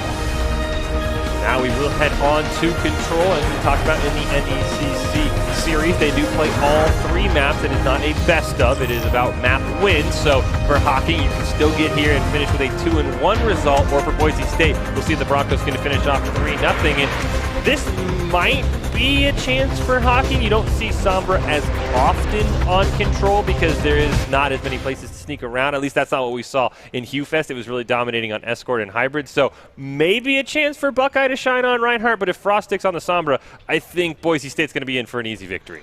Well, so we know that they're going to go Reinhardt. So we go Sombra. That's just what you do. Even though control isn't necessarily the best for Sombra, this meta isn't necessarily the best for Rhine, and the reason it isn't is because of the Sombra Reaper. So it makes a lot of sense to stay on the Sombra if she's hard countering their main tank. Now arriving. Yeah, so I would hope we don't switch off of it, I suppose. I mean, that makes a lot of sense. They're really probably going to see if the Hawking side, if Buckeye wants to switch off of it. It does look like they are actually going to swap off of it. Does look like we have Rizzo in there for Frost on the side of Boise State. And you know what? It might have actually worked out because right now Buckeye not hovering the Rhine. So Boise State's 200 IQ mind games maybe paying off? 200 IQ mind games, absolutely. That is what Boise State is best at, 200 IQ mind games. Round one. Have to see here how this goes. Of course, the Roadhog very strong on this map. If he's able to get a hook into the middle there, drop a nice hole-in-one and get a free elimination. So Boise State something that they have to be very, very careful. We'll see how long Buckeye lasts on a new tank because as we talked about, Ryan has been his hero of choice even when it is not favored. Right now, things going to kick off with a lot of damage trading on both sides. Boise State with a slight lead, but you can definitely see Ash pick up some kills. And now Snorty going to get the first elimination onto ICC. Rayla there in the back line. Almost like that Suda Somber roll, just not going to be invisible. You see T-Bone is waiting for him. Hook is going to miss. We'll see if Rayla keeps that opportunity. It's a nice boot by Beanie Bum, going to even things off. Septic Dark is going to be taken down by Rayla in the back line. Rizzo now has any tank he wants as he's getting a ton of damage onto that Roadhog. Beanie Bum going to get another elimination onto Buckeye. And there they go. Once again, a great snowball for Boise State, and they should be able to start here with the point. Humboldt trying to do what he can. He'll go down. Oh, yeah, absolutely. It was an unfortunate loss of the monkey, but he was jumping into a recent May, Roadhog, so it was somewhat expected. But then we proceeded to clean up the fight with a huge boop and DPS. Oh no. Boise State. Beanie Bum's going to go down. Broncos potentially getting a bit aggressive here, trying to keep the Hawks in the spawn. Dill is going to go down, but Pleb will fall, so Boise State now out of support. Buckeye is going to go down, and so will T-Bone. So it's not going to matter if the Death Blossom comes out and picks up one onto Humboldt. Resurrect is going to come out onto the Orisa for the side of Hawking College, but it really does not matter. He goes down again, just another kill in the feed for Boise State, and they're going to win that fight that it probably felt like they should have. That was a very risky Death Blossom, and the Death Blossom is what that fight hinged off of, because the Death Blossom, usually you don't want to use ultimates if both of your supports are out of fight, right? Okay, but if you're even and both supports are out of the fight, it kind of just depends on how much value you can get out of the Death Blossom, and he did get value. See Rayla in the back line with the pulse bomb, trying to get a sneak up there. There's the whole hog available, so Boise going to have to be careful of the environmental kills that could potentially come out. Pleb's going to be the first one to go down. Snorty's going to pick up a double kill here. Boise State, you can see, kind of split up. You got Q-Gibble on one side. Rizzo's going to go down. Now IC Beam up. Smiley trying to join in on the fight. Q-Gibble going to use the mech, not going to be able to pick up anything. We do have the bongo coming down from Buckeye. Boise State trying to get the elimination. They will be able to pick it up onto that. And T-Bone going to get booped into the middle. Not something you would expect with the whole hog available. Q-Gibble going to be forced into Baby Diva form. Snorty racking up the kills right now for the Hawks. They taking advantage of the point. We did get percentage for that entire fight, though. That entire fight should have been cleaned up much quicker, but instead it gave us about 20%, and we have Icy over there completely resetting, which is the move. Where was this May the other two maps is my next great question, because she's just killing our main heal support line just every fight, and it's just... It's incredible. I mean, he pulled it out a little bit at the end of Eichenwald. He got a blizzard down, but it felt like there wasn't much capitalization for the side of Hockey, but now they're making great use of it. The teams are going to trade 1-for-1 Humboldt for Raylan. Now they're going to get another kill on the Dill. Buckeye going to go down as well. There is the blizzard, but unfortunately for the Hawks, doesn't look like it's really going to land onto anyone. Rizzo, the only one taken down. Sound barrier now going to be used by Humboldt, but he's gotten back in the fight. Whole Hawk going to pick up Q-Gibble's mech, and then he will go down. Buckeye going to get res, and this is a great job by Hawking. And as you mentioned last fight, D'Angelo, all this time, percentage is being racked up for them, and Boise State slowly resetting. Finally now going to fall back with Beanie Bum going down. Yes, and we absolutely resetted that nicely once we knew that the fight was lost. We should have reset a little bit sooner, but that's neither here nor there. And now, going into this next fight, we are going into a Bob, so we do need to be careful, but we do have sound barrier. So we should be able to counter that pretty clean. Watch out for the hooks as well. Not going to land on anyone there. T-Bone immediately going to go down. Nice anti going to land from the side of left Death Boston from Rizzo. Going to be immediately used, and it's going to pick up one onto Septic Dark. Buckeye's going to go down, and so will Snorty. And just like that, Boise State going to get right back in control. Dill will go down. Didn't even call in the Bob. Humboldt trying to do what he can to stall. It's not going to matter. Boise State going to pick up this point, but Hawking did make it to 92%. Yes, but now we're sitting in last fight and a half territory for Boise State, and they could have gotten it to at least 99% if they had used the Bob, which was a little bit of a mistake on their part, and it might cost them because they might not be able to get back to the point in time, especially with the Diva Bomb online.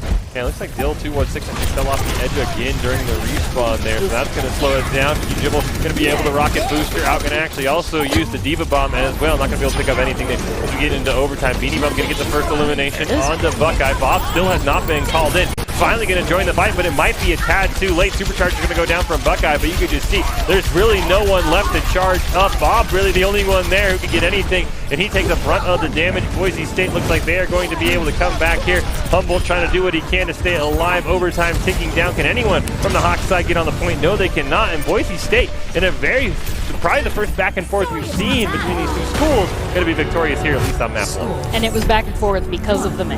The May was definitely doing a really, really good job of murdering our supports, which is important to winning fights.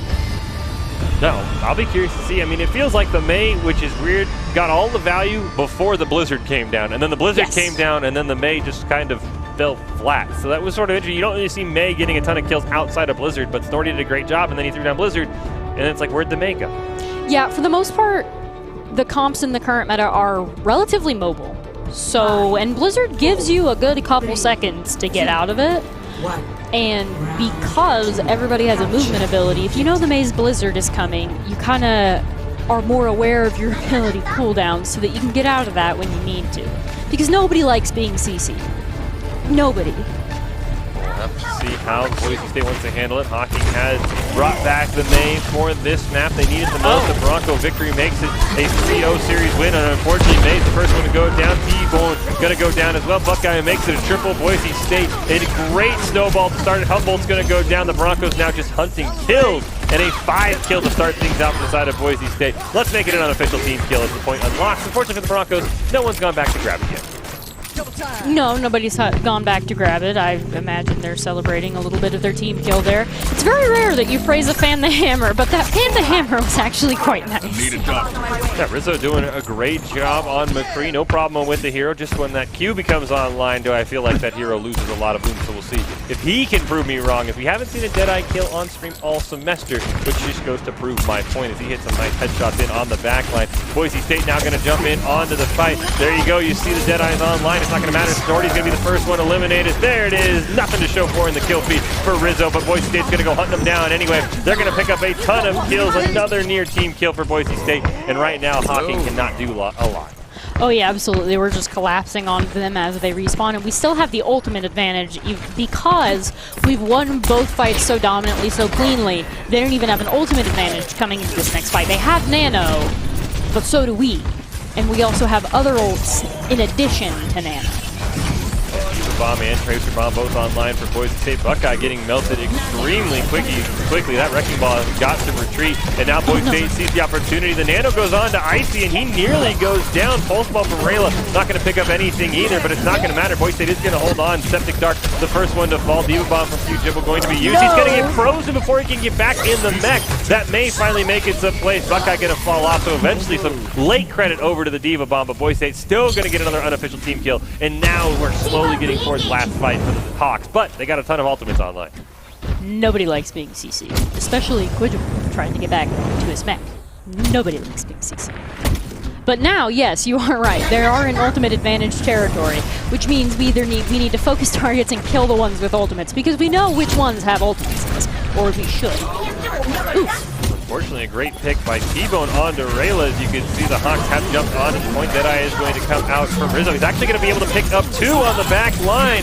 So Boise State getting some use out of that ultimate for the first time all year, and they're actually going to use that to flip the fight. Bob trying to do what he can to even things up. We are into overtime here. People are going to be able to hop right back into the next. Bob put in work. Rizzo able to get a couple of kills there, and Boise State, thanks to the first clutch Deadeye that I've seen all semester, able to pick up the victory there. So yeah, Rizzo absolutely. making me eat my words just a little bit, going 1 for 2 in that huge second Deadeye, winning the map and the overall for Boise State 3-0.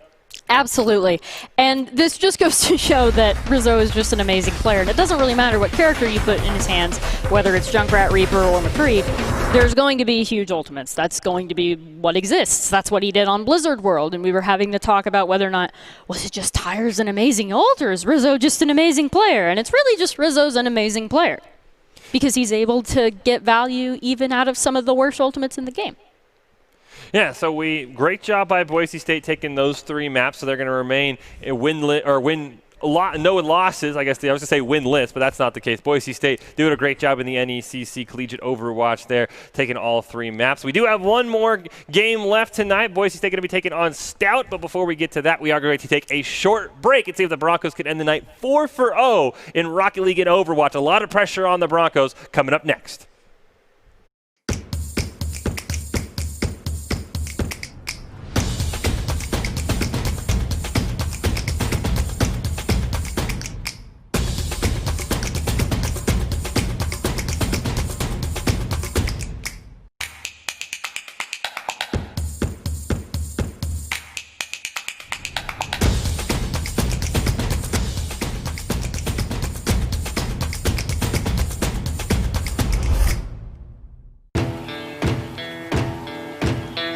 Here in Idaho, we do things a little differently. First rule, camouflage never goes out of style. Next, always use fry sauce. I mean, why wouldn't you? Hold steady when out-of-state friends think you're from Iowa. We call it pop, not soda. We always put a lift on our pickups. And we always buckle up, because we still have a lot we want to do, and I'm guessing you do too.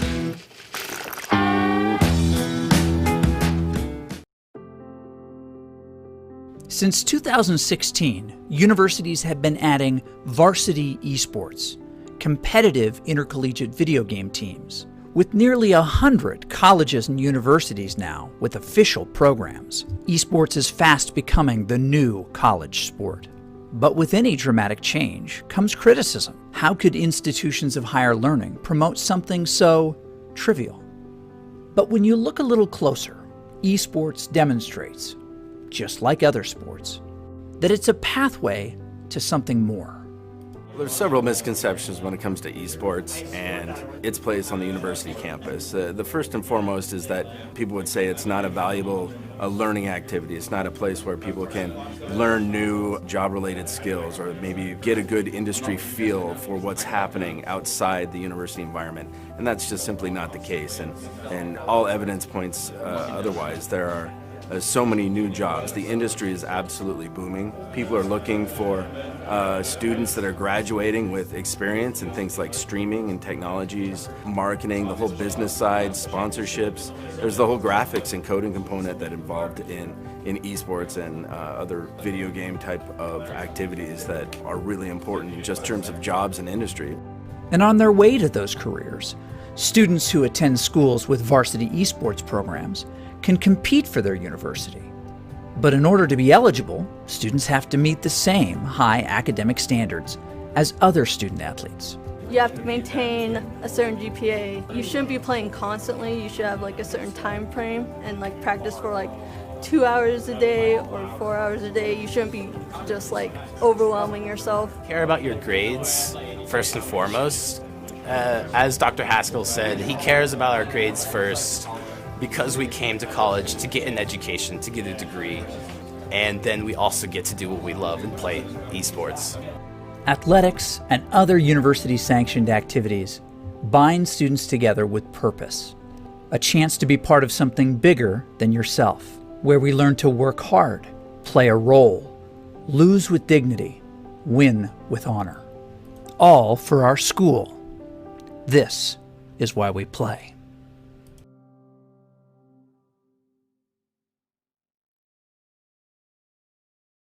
Game Pants Esports Arena. We are wrapping up our quadruple header of the night with one last game in Overwatch. Boise State taking on Stout. The Blue Devils and the Broncos going to match up. Boise State right now 3-0, 2 games in Rocket League and 1 great victory just recently in Overwatch. It is Fish and D'Angelo wrapping up the action tonight. Boise State doing a great job here in the Overwatch side, D'Angelo, and it is nice and refreshing to see. We didn't see it on Control, but the Sombra play from Boise State, something they struggled with in HUE Fest, starting to come online, realizing, hey, that's a really powerful champion in the meta. We should probably figure out how to play it, and Frost did a really great job. Absolutely, and Sombra is usually a powerful hero in most metas, to be completely honest, because she's a hero that while she doesn't bring much damage to the table, she brings a lot of utility to the table. And as long as you're working together with some semblance of coordination, you're going to get a lot of value off of Sombra because it's really easy to kill somebody once they have no access to any of their abilities. We're going to take a little bit of a change up, though, there. As you can see at the bottom of your screen, it is now the NACE Skill Shot competition for Overwatch, no longer the NECC, but we'll see if Boise State can get a victory regardless. Be curious to see if it is the blue or the orange squad going at it here. Boise State with 2 talented Overwatch squads. Boise State is taking on Stout University, University of Wisconsin Stout, Blue Devils, and the Broncos going at it here in the Skill Shot competition. I'll be curious to see, because that is the one nice thing about the collegiate esports scene, D'Angelo's, and the pro scene. All the teams have tried to figure out the meta. It's really just who plays better. The collegiate scene, we saw it last game. There's comfort picks that you sometimes see sort of surprising and maybe not well-performing heroes come out because it's something that a guy's really, really comfortable on. So it is a little bit more diverse here in the collegiate scene. I'll be curious to see what Stout wants to bring to the table. Oh, yeah, absolutely. And hopefully, if they bring it to the table and they realize it doesn't work, hopefully they swap off. We've seen a lot of that. Boise State's gotten a lot of victories off of people who will not swap of heroes, mostly Symmetra, for thinking her ultimate is worth it. But also now we've added Reinhardt. Overwatch is a game Overwatch is a game that's based around heroes and the swapping of heroes. And while, yes, ultimates are important, composition is more important than most of the ultimates that are accessible in the game. Yeah, I mean, I think it brings up a great point that I've heard Doc tell the team. You know, sometimes a hero isn't worth holding on to just because you have the blue check mark next to it if it isn't working. It's not worth throwing a fight just because you're like, hey, I got to get value out of this ultimate before I swap off of the Symmetra or whoever it is. So it is a really tough thing for a team to realize. I think Boise State, sometimes they do a really good job of saying, hey, this isn't working, let's swap off. And I think even for the Broncos, we've seen sometimes it's like, hey, you're being a little bit too stubborn. Let's get off of this champion that's not working. I like that they brought in the Sombra to the table. I really want to see him bring it out again because that was something that, I mean, it takes such a powerful tool. I mean, we saw 6-man EMPs flip a fight that the Boise State should have won in HUE Fest. There was like, wow, that was a crazy EMP. So Boise State gets a hold of that. Broncos going to be very, very unstoppable. So I'll be curious to see if anyone brings it out for Stout because it's something Boise State struggled with, or if the Broncos say, hey, let's focus on this Sombra. Let's make it work because while Frost played it well, the EMPs were not the oomph. Don't worry about it. They were the we won the fight. I guess it works, but they're not the showstoppers that we want. That we like. Listen, don't worry about it. I play support. It's not always about show stopping. Listen, the individual hacks are also very important. That's true. That is true. So we'll be curious to see. It is also, we talked about different teams. I mean, even the Boise State with the blue and orange team, they have different sort of comfort picks. I mean, we see a lot of Torbjorn come out from Goblin. That's not something we really saw in that last match from the Boise State orange side, just because it is sort of a unique hero that not a lot of people play. So it is sort of even refreshing to see within Boise State sort of swapping it off. But we are going to run it back here with this Boise State squad of Frost, Pleb, Narbles, Beanie Bum, Icy, and Q-Jibble. Taking on Stout here on Control. And once again, here's the Sombra versus another Sombra. So I'll be curious to see who gets the bigger EMP to kick things off. Oh, yeah, absolutely. And we have a Winston instead of a Reinhardt, so they will probably have a much easier time just maneuvering around that Sombra. But we do have Beanie Bum on the Lucio, so the expectation is that we Beanie Bum rush the point. Yeah, and it looks like both teams are going to, it looks like they're going to rush the opposite day. They're going to meet here in this little movie theater. And right now, nothing too crazy going on. Icy going to be the first target going to be hacked. Good job by Stasis shutting down the monkey for Boise State side for a little bit there. Cheddar now going to get hacked for Boise, on Stout side, I mean, and Boise State's going to punish him with a ton of damage coming out. But right now, both supports doing a great job keeping everybody sustained. Q-Jibble, the first one, dropping low. He's going to get forced out of the mech. Now another hack onto the monkey as we see Boise State trying to sustain, but Narbles is going to be the first one to go down. Mr. Rickles going to get a kill. He's going to pick another one up on Icy. The hack going on to Beanie Bum, and that is going to be a reset for Boise State. Oh yeah, absolutely. We weren't, so when we went in, when we used the speed boost and Lucia's ability to go in, we didn't focus on a singular target and something didn't die when we dived, and that was really important.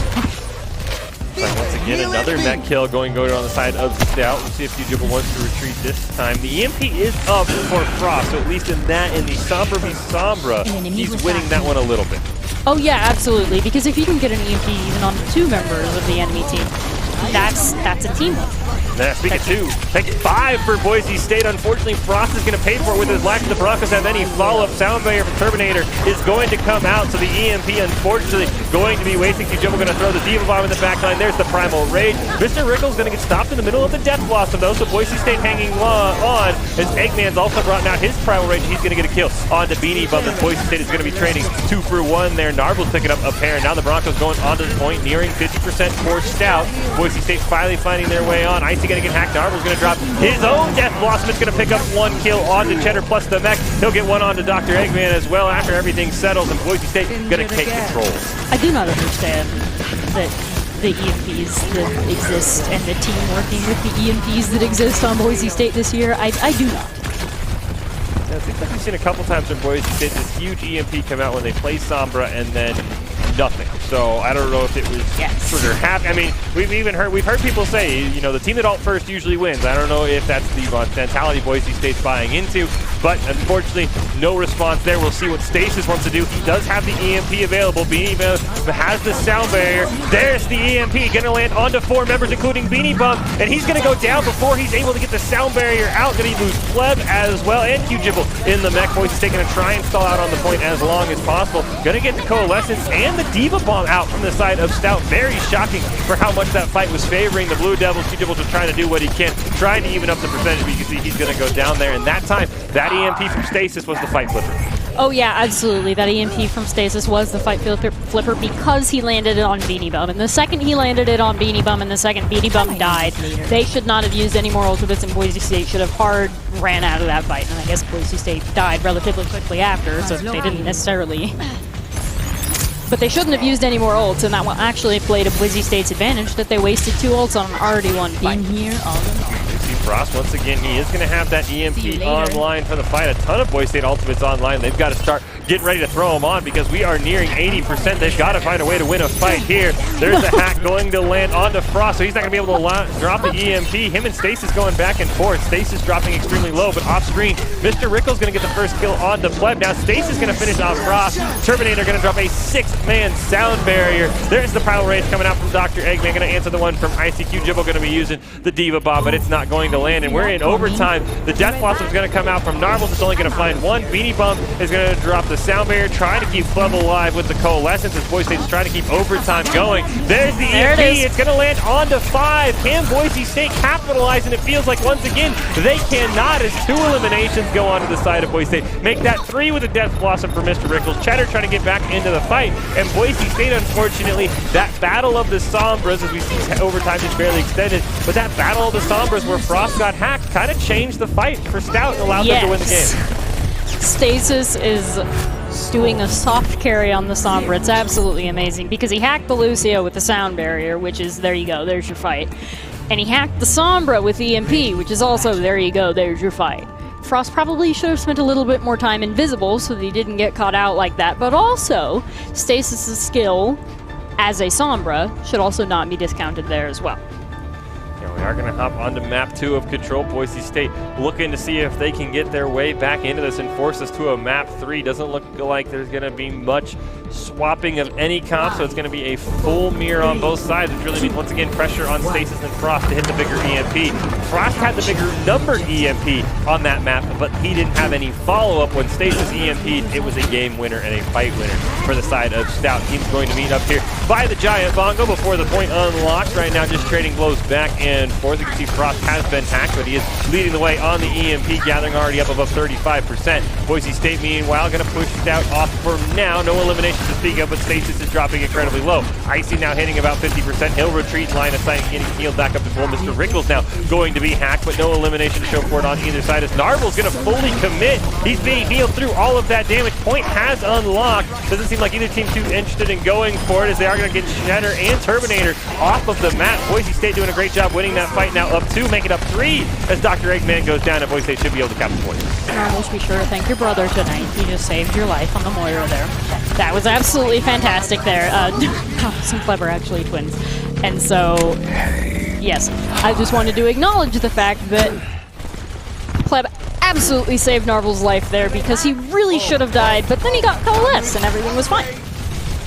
Well, as we hop into the next fight here, Sound Barrier and Coalescence available for Stout. We'll see what they want to do with it. Also, the Diva Bomb up for Q-Jibbles. We'll see trying to backdoor on the point. Not going to come of it. Toxby going to drop the Coalescence for Stout. Right now, nothing going to be really eliminated on either side. Primal Rage going to be used by Icy. You can see Frost is also holding on to that EMP. Diva Bomb is going to go out as Dr. Eggman going to drop his own Primal Rage. Now Cheddar, he wants to answer back as Q-Jibble got the first elimination. Cheddar's going to fall just a little bit short on anything there. Mr. Rickle's going to go down to Narble. Dr. Eggman not really doing much. He's going to get hacked. Boise State once again going to come up with a great fight victory. Still holding on to that EMP, but Stasis has his. Absolutely. We have the EMP, and so we need the EMP first because we also have a Blossom to follow it up with, whereas they also have an EMP Blossom to follow it up with. So the first team that is able to get the EMP off and hopefully hack the other team's Reaper, the team that has a more successful Death Blossom or EMP wins. And EMP is an enabler, whereas Death Blossom is a damage dealer. So it's probably going to come down to the Death Blossom. So for now, Narbles has won the trade of the Reapers, as you mentioned. He jumped all in. Pleb had a hard carry him to keep him alive, and then him and Mr. Rickles had a duel, and it was a 1 there. We see double EMP going off, going to land on a total of 7 members, and Boise State, with just a slightly faster trigger finger, is going to pick up 2 kills. Cheddar going to be forced out of the mech, and Boise State just barely hanging on. We did see Narbles had to commit the Death Blossom there, and it got canceled by the EMP, so Mr. Rickles holding on to his. Means Boise State still has to be careful as we enter our last fight. Yes, but neither side has EMP, and Death Blossom becomes a lot less scary when you're not hacked, so you can actively get away from it or DM it. Drop the Death Blossom here, nearing 99%. Someone is on the point as Dr. Eggman is going to go down. Terminator going to have to drop the Sound Barrier. Their Coalescence used by Pleb. He's going to get a kill onto Mr. Rickles, who used the Death Blossom. And as you mentioned, D'Angelo just got hard seed and taken out Boise State with a dominating fight victory here. They're going to be well on their way to forcing us to a map 3 as the Diva Bomb goes off for the cool effect as the map ends. Ah, yes, absolutely. We did an amazing job there. Boise State is a learning team. Frost is no longer losing the Sombra 1v1. He has improved. They are more at an even level. He's not making those mistakes that he made first map, and so I do believe that if he continues to play like that, Boise State has a really good chance at winning this series of maps.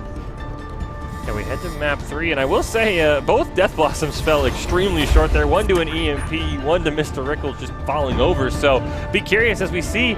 Looks like for Stout, they're going to go with the first swaps here. They're going to blink first, and Torbjorn and Azaria at least hovered before everything unlocked, but it looks like they're dedicated to this. Yes, it does look like they're dedicated to this, and I mean, kudos to them for trying to swap when things aren't necessarily working. But I don't think the Sombra was the thing that wasn't necessarily working, but... Yeah, I really felt like Stasis, we talked about it, outplayed Frost on map 1. Frost kind of learned he outplayed him on map 2, but we'll hop in with no Sombra on the side of Stout. As Terminator going to be the first one hacked there. Q-Jibble, though, he's going to be the first one taken out of the mech, but Boise State's going to get the first elimination. Frost going to get one on to Dr. Eggman. You see Mr. Rickles also dropping extremely low. Q-Jibble going to have the mech back, so no punish there. Stasis now going to go down on that Torbjorn, and Boise State starting to push the advantage. The turret from the grave, though, is going to pick up 1, so the team's not as clean of a fight as you expected for Boise State, but it looks like it should be a fight win regardless. Oh, Beanie, no. But yes, when only one team has a Sombra, that first hack is completely... That's usually the determining factor of the fight, because you saw we were at a disadvantage with Q-Jibble out of the mech, but then the hack came off. Not only did it come off, but it came off on their main tank, and that was just Frost handing the fight to us on a plate.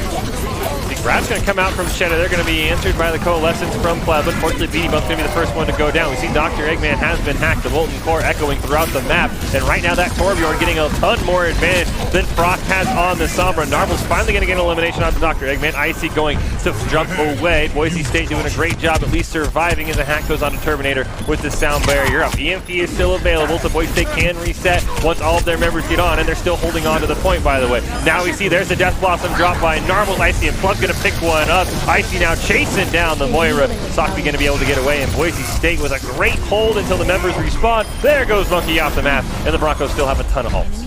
Oh yeah, absolutely fantastic. When you hard commit Graviton and Molten Core and you don't win the fight, that's a testament to Boise State's strong abilities in not only sustaining. That was Pleb keeping everybody alive, and then through the grab, and then Boise State was able to split after that and stay alive. EMP, there it is, on to 4 members. Unfortunately, Terminator, he did a great job dodging it, so he was able to get the sound barrier out and keep everyone but Dr. Eggman alive. Frost is going to have to pay for it. Primal Rage and Coalescence committed by Boise State. Heck, let's throw a sound barrier on top of all of it as well, and it's actually going to pay off as Mr. Brickles is the next one to go down. Looks like Stout sort of content, taking this as a dry fight, holding on to all of their ultimates as Stasis goes down. So for Boise State, there it is from Sockby, a late Coalescence. I was about to say, how does Boise State respond? But Stout trying to hang on for some strange reason as they get forced back. Respawns now have come out as the health bars are slowly dropping for Boise State. But now the Death Blossom comes out from Narvels in a very long and extended engage. Dr. Eggman going to get hacked, got the Primal Rage off, and the teams are going to trade 2 for 1. No tank line available for Stout. Death Blossom and the Molten Core are going to be dropped. And Mr. Rickles going to pick up a pair of kills, and Boise State in a back and forth engage is going to drop. But good news for them, they're at 99%, so they're going to have a couple of fights left here before they have to worry. Yes, that was a really long engage, and we wouldn't have lost it in the first place if we still had the sound barrier when the Reaper ult came out. So, I mean, that's what lost us the fight. But, you know, we got to 99%, and they were at 0. So, you can't really complain too much for one ult that could have been used better. Grab is up for Cheddar, so Boise State has to be very careful. Pleb now going to use the Coalescence, means the Broncos have to be careful. Grab's going to come out. You can see Pleb just trying to sustain Boise State. Unfortunately, Icy is going to go down. Stasis going to get hacked, but it's not enough to keep Boise State alive as Narbles will fall down. It looks like the Broncos going to be content here with a reset point only at 30%. Yes, now they don't have a major offensive ult, so I think that was part of Boise State's plan, is to kind of... We shouldn't have necessarily used the Coalescence there because we knew we were going to lose to the grab because we didn't have sound barrier, so we should have just used the Coalescence to try to push at some other point. But now we're going in to same ultimate economy, more or less, but we need to watch out for that sound barrier once our DPS ultimates start coming off online. We're going to start it with the Diva Bomb. Sound barrier going to land, but Stasis is still going to be taken down as well as Cheddar. We can see a nice hack onto Dr. Eggman. Sockby going to answer with his own Coalescence, and Primal Rage going to be used. Boise State doing a great job holding onto the ult they still have. There's the EMP onto 2 of the remaining members, the only 2 that were still on the point for Stout. They're going to take down 1. Dr. Eggman trying to hold on. Boise State has gotten control of the point. If they can body block long enough, they're going to capture this map and take a 1-0 lead in this series. Cheddar going to go down. Stasis will fall. Stout just trying to get back and keep overtime alive, but you can see it's just the results over and over. Boise State elimination another time going in for Stout there, and now running out of members. Sound barrier used by Beanie Bum just to make sure people are alive. Dr. Eggman going to get body block off the point, and Boise State with a nice come from behind victory there. They're going to go up 1-0. Yes, that's a clean Boise State win there. If we want to continue to win against this team, we should probably work on using our ultimates more efficiently. But other than that, there's not really much that can be complained about. Yeah, and I mean, the only other point that I would make is, I mean, the second EMP was great. It only hit 2 members, so those are only 2 alive. The first one still just sort of felt flat. I mean, he hit 4 people, but it was a great job by Terminator dodging it, immediately throwing down the sound barrier. So if we can work on those Sombra ults and get the 5-6-mans that we saw flip fights against Boise State, that would be my one nitpicking point of it. Feels like the Sombra has sometimes felt a little flat in the alt area. Still really powerful, still has done a great job, but the EMPs have sometimes not been all there, and I think it feels like Boise State thinks EMP is going to win them the fight, and that hasn't always been the case. Yes, EMP has not necessarily been a fight winner for Boise State, though individual hacks have, so that's kind of wild because it's easier to get an EMP onto somebody than it is to get a I don't know. That's true. That is true. Frost is so skilled, he just hack is all he needs to get the value. Yeah, and I think you also brought up the point. It really felt like that was a weird swap by Stasis going onto the Torbjorn. And you can see he's already back on the Sombra. I don't think the Sombra was the issue for Stout. I think they even could have won that fight or that map had they had the Sombra. I know the Molten Core got value, but it felt like the Sombra was not the issue. Yes, okay. They actually had a reason for going Torbjorn that occurred to me on Mecha Base. The turret. The turret killed Frost a good handful of times. That's true. That's why Frost did not charge EMP as fast, because normally Frost is like 50% or more every fight. No, that is not what happened. He spent a lot more time dead, so that is why they went short. Camera almost got sucked into some sort of oblivion there. Clearly the map not fully finished and wherever our cameraman decided to venture off to, but that is not the case for where we are fighting right now. As this time Boise State is going to go for the full spawn trap right now. Double hack going to go off, one onto Narbles, one onto Cheddar. No one going to go down. Stout can easily just retreat back into the base to heal up the health bar, so Boise State has to be careful, but the Broncos understand that. They're just trying to burn off the time. Nice job by the Blue Devils. The quick swap right onto the other side of the payload. Boise State can use the payload as a nice line of sight. Q-Jibble going to be hacked. Nothing going to come of it. Mr. Rickles now going to be hacked, but once again, both sides doing a great job as we're going to see the first ultimate coalescence already coming out from Sockby, and it's going to help maintain the side of Blue Devils' health bars. Boise State now trying to answer with their own coalescence. Q-Jibble dropped very low, going to use the Diva Bomb just to be able to keep the mech alive. Not going to get any kills from it, but should be able to hop right back in. Cheddar going to go down, and Boise State going to do a great job answering that as Mr. Rickles falls as well. Yes, and now that we have a DPS, the ultimate going into the side note, I see you're a brave man running Reinhardt into this comp. It's working for you because your team is there, but I see you are a brave man for running Reinhardt into this comp. Yeah, we've seen how Boise State Sombra has punished a Reinhardt. We'll be curious to see if Stasis can get something off. We're going to see the Shatter. There it is. That's why you run Reinhardt. 5-man Shatter. Death Blossom followed up. Didn't have the oomph you expected. Still the same result, though. Boise State going to get a triple kill, and now they're still sitting on the EMP, but Stasis close to his as well. The Broncos got to be careful here. Don't want to overcommit on this point. There it is, and Icy has been in previous metas and still is, even though Reinhardt is off meta, a very dominant Reinhardt, and I do believe he's more comfortable than some of the other Reinhardts that we've seen.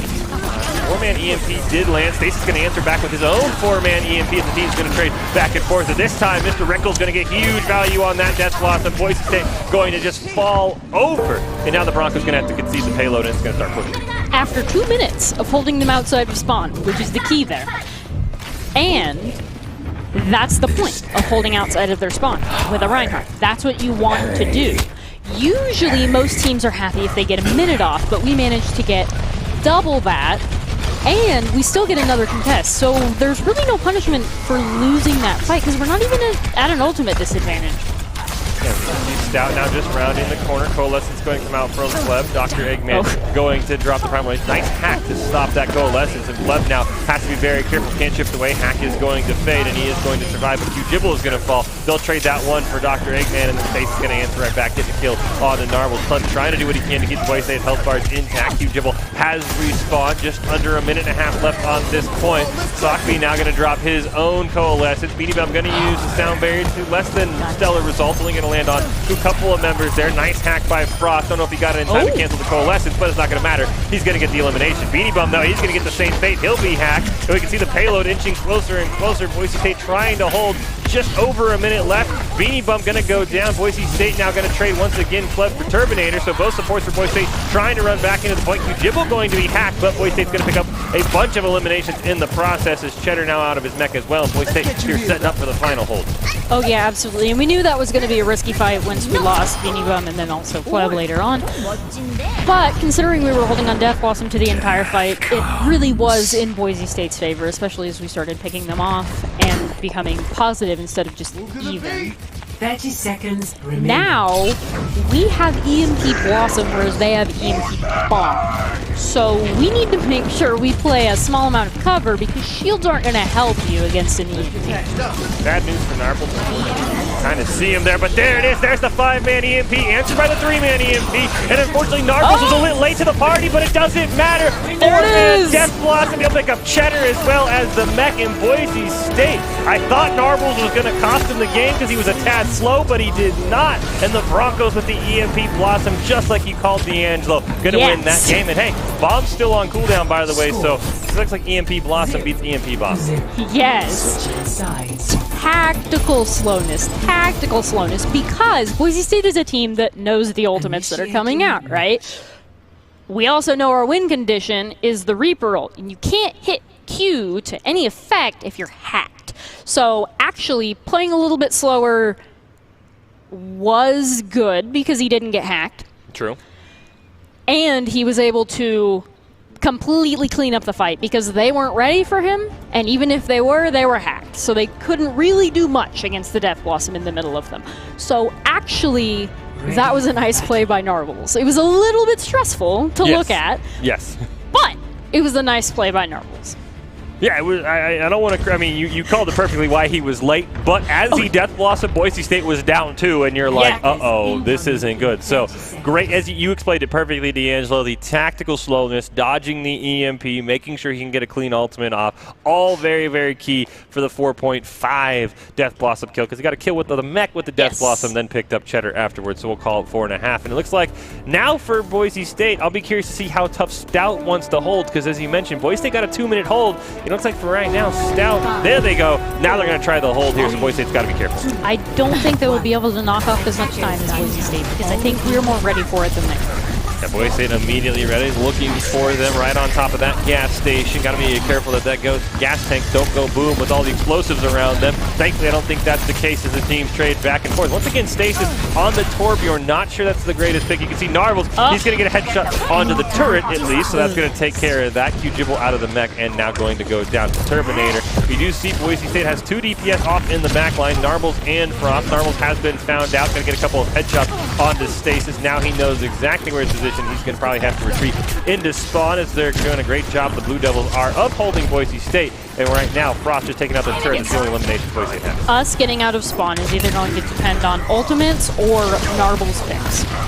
That's what's going to be what gets us out of spawn. And I believe in Narbles as a hit scan player. He's shown that he's a very dominant player. Unfortunately, Q-Jibble is the one who's gone down now twice. Beanie Bum going to join. Info lesson from Plebs, not enough. And Fredside is online from Narbles. He will go down. Frost trying to build up the EMP, going to go back to spawn after nearly going down. So the Broncos starting to enter that 2-minute hold territory, and they've got to start being worried that they're not going to have enough time to push out on those 85 meters. And Fredside is going to come out from Narbles, and then he's immediately going to swap over so Boise State knows where to expect it. You can see Frost. He's getting closer and closer to that EMP. That might be what Boise State is waiting for here. Icy also very, very close to the Shatter as well, but he's got to be careful. Coalescence and sound barrier up. There's the pick on the Cheddar. What can Boise State do with it? They're trying to find a second one. Sockby going to use his ultimate. Molten Core and Primal Rage both going to come down, and Mr. Rickles is going to pick up 2. Narbles will pick up Sockby, so Boise State currently sitting down just a member. They're going to trade once again, and Boise State unfortunately going to get knocked off. They do have the EMP, but we have now seen a great 2-minute hold from Stout, and it looks like the Blue Devils get a full retreat. Yes, full retreat, because now they have 3 people. If we had ulted more aggressively, particularly with the Shatter, but also with some of the other ultimates that we had, if we had ulted more aggressively, we could have snowballed after that Zarya. The turret nearly taking down Frost, so as D'Angelo pointed out, probably a reason why Stasis swapped over, but they'll have to see if they're going to regret that because Frost does have the EMP. You can see him on the right side of your screen. He's trying to find something. There it is. 4-man EMP, but it missed Terminator, so sound barrier did go off. Wasn't enough to keep Dr. Eggman alive, and now the grab's going to go off combo with the Death Blossom, but it's not going to matter. A huge Diva Bomb onto Mr. Rickles. He wasn't ready for it. Narbles picks up 2 more with his own Death Blossom, and Boise State answers back. They're going to be able to pick up the full team wipe over in a long period of time, and now if they can body block, the payload should easily get to the parking spot. It just depends on how well Boise State can stop these members of Stout from getting back onto the point. You can see Coalescence going to be used by Pleb. He's trying to sustain Boise State. Payload is right there. Finally now contested 2 meters away. Dr. Eggman going to go down. Cheddar's going to join him. No tank line for the Blue Devils. Boise State is going to lose Icy, though, as the hack goes on to Terminator. State's is going to drop that Molten Core. Mr. Rickles is going to fall. Sockby has to use the Coalescence to try and sustain his team. Boise State looking for any advantage they can. There's a hack onto the Moira. She's going to go down, and Boise State's going to get it. That felt like a win for Stout. They were not ready for that Diva Bomb. There it is. It was fantastic on the side of Boise State there. Stout exceeded expectations and did an amazing job because, like I said, most teams will be happy knocking a minute off of a clock at a close hold like that. But they more than doubled that, which is really commendable on a map like Havana. But then Boise State proceeded to take the map, so I'm really proud of our guys there. The second Icy shattered after the sound barrier came out, I was like, there it is, guys. The best they have is a staggered fight, because Lucio ult is designed to get you through almost any single ultimate in the game. Yep. Any single ultimate in the game. So, when you're hacked, and then and it's also very, very short duration. So, that split second saved them from any immediate damage coming right after the EMP, which there was none because Boise State was a good, like, 20 meters away. But then, the shatter came out, and I do believe that was the purpose of the EMP. I do believe they weren't trying to get kills with the EMP. I believe that they were trying to get shatter with the EMP, which they did to great success. And Lucio ult does not last the entire duration of a shatter. Lucio ult shatter is actually one of the ultimates that, I don't want to say counters it, because Lucio ult can still definitely save you from a shatter. But if you ult before the shatter happens, you're not going to be able to save everybody on your team.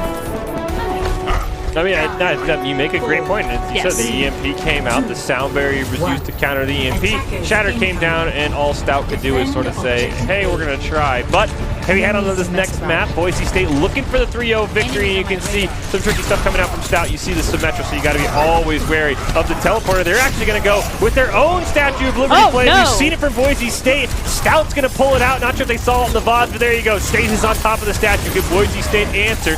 One elimination already going to go down onto Icy, and right now that Bastion just raining lead on the members of Boise State. We do see the Immortality Field has gone down, going to be taken out. Narble's finally going to get an elimination onto Dr. Eggman, but still, no one has found out that Bastion already up above 50%. Terminator going to get hacked, but there it is, a double kill for Stasis, and Stout pulling out Boise State's bread and butter. Their trick play on them. Statue of Liberty is going to easily unlock the payload.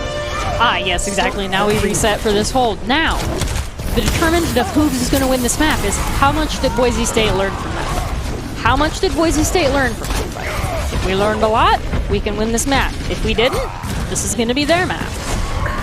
Yeah, and I think the other question is how long does Stout hang on to the champions like Symmetra and onto the Bastion? Because we've talked about it before. Those are great for these sneaky little Statue of Liberty plays. They don't have a lot of value outside of that in the current meta, so if they, right now, Mr. Rickles and Stasis sitting on it, if they go down, if they don't swap, that could be Boise State's opportunity as well. If they go down, they need to swap, but right now, they have a really solid, they just have to win next fight, and they get second point. And they're going in at an ultimate advantage, so it's looking pretty good for the Bastion Sim right now.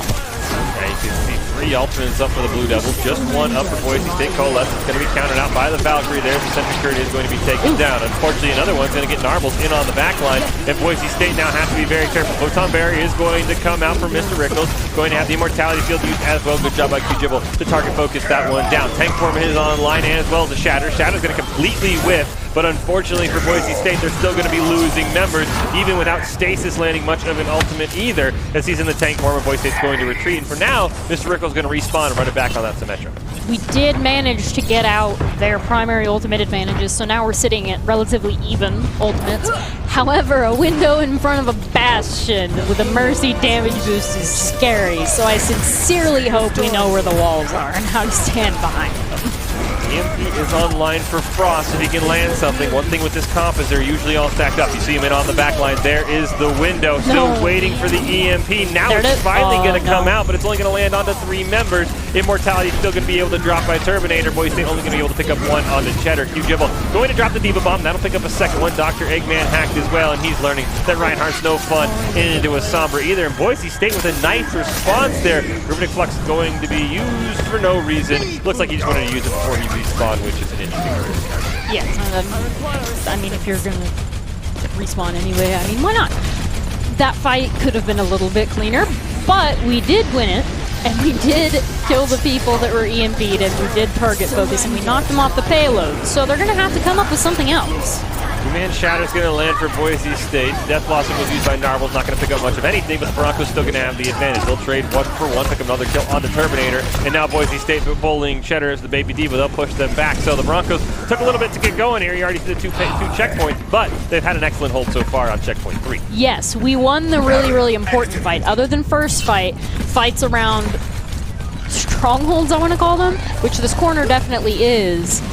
You can hold here for 4 minutes. this is definitely a really good place for them to have stopped the payload. You see how ISC on the Rhine. Stasis has swapped over to the Sombra, so we'll see if he's able to punish him for some excellent hacks. And see, this one's going to actually land on the Kijibble. Beanie Bum does have the sound barrier whenever he wants to drop it. He's going to get a great boop off the edge on the Cheddar. Kijibble's going to use that one to pick up Dr. Eggman, and Boise State, thanks to the great Lucio play, is going to start running down the Blue Devils. There it is. Sakumi the only one left alive. Can we make it a team kill? No, we cannot, but Boise State's smartly going to fall back. Beanie Bum is the key to us holding this for the remaining time. Beanie Bum is the key to them not capping third point because of his sound barrier usage against their EMP. So, this is a lot of pressure, but how Beanie Bum uses his ultimate, and if he gets to use his ultimate, determines whether or not they will get third point. The three-man EMP bomb's going to come out as well. Just gets one onto Sockby, but Boise State's still going to make him pay. Terminator and Cheddar both going to go down as well. Boise State using that EMP, but now a little bit of fight back from the Blue Devils as Icy's going to go down. So did Narvels, but Narvels has gotten back into the fight thanks to the quick respawn. And Boise State once again going to hold on. And now's what you talked about, D'Angelo. You see the EMP at 97%. Yes. This is all on Beanie Bum to stay out of range. And we see a lot of other ultimates coming out from Stout.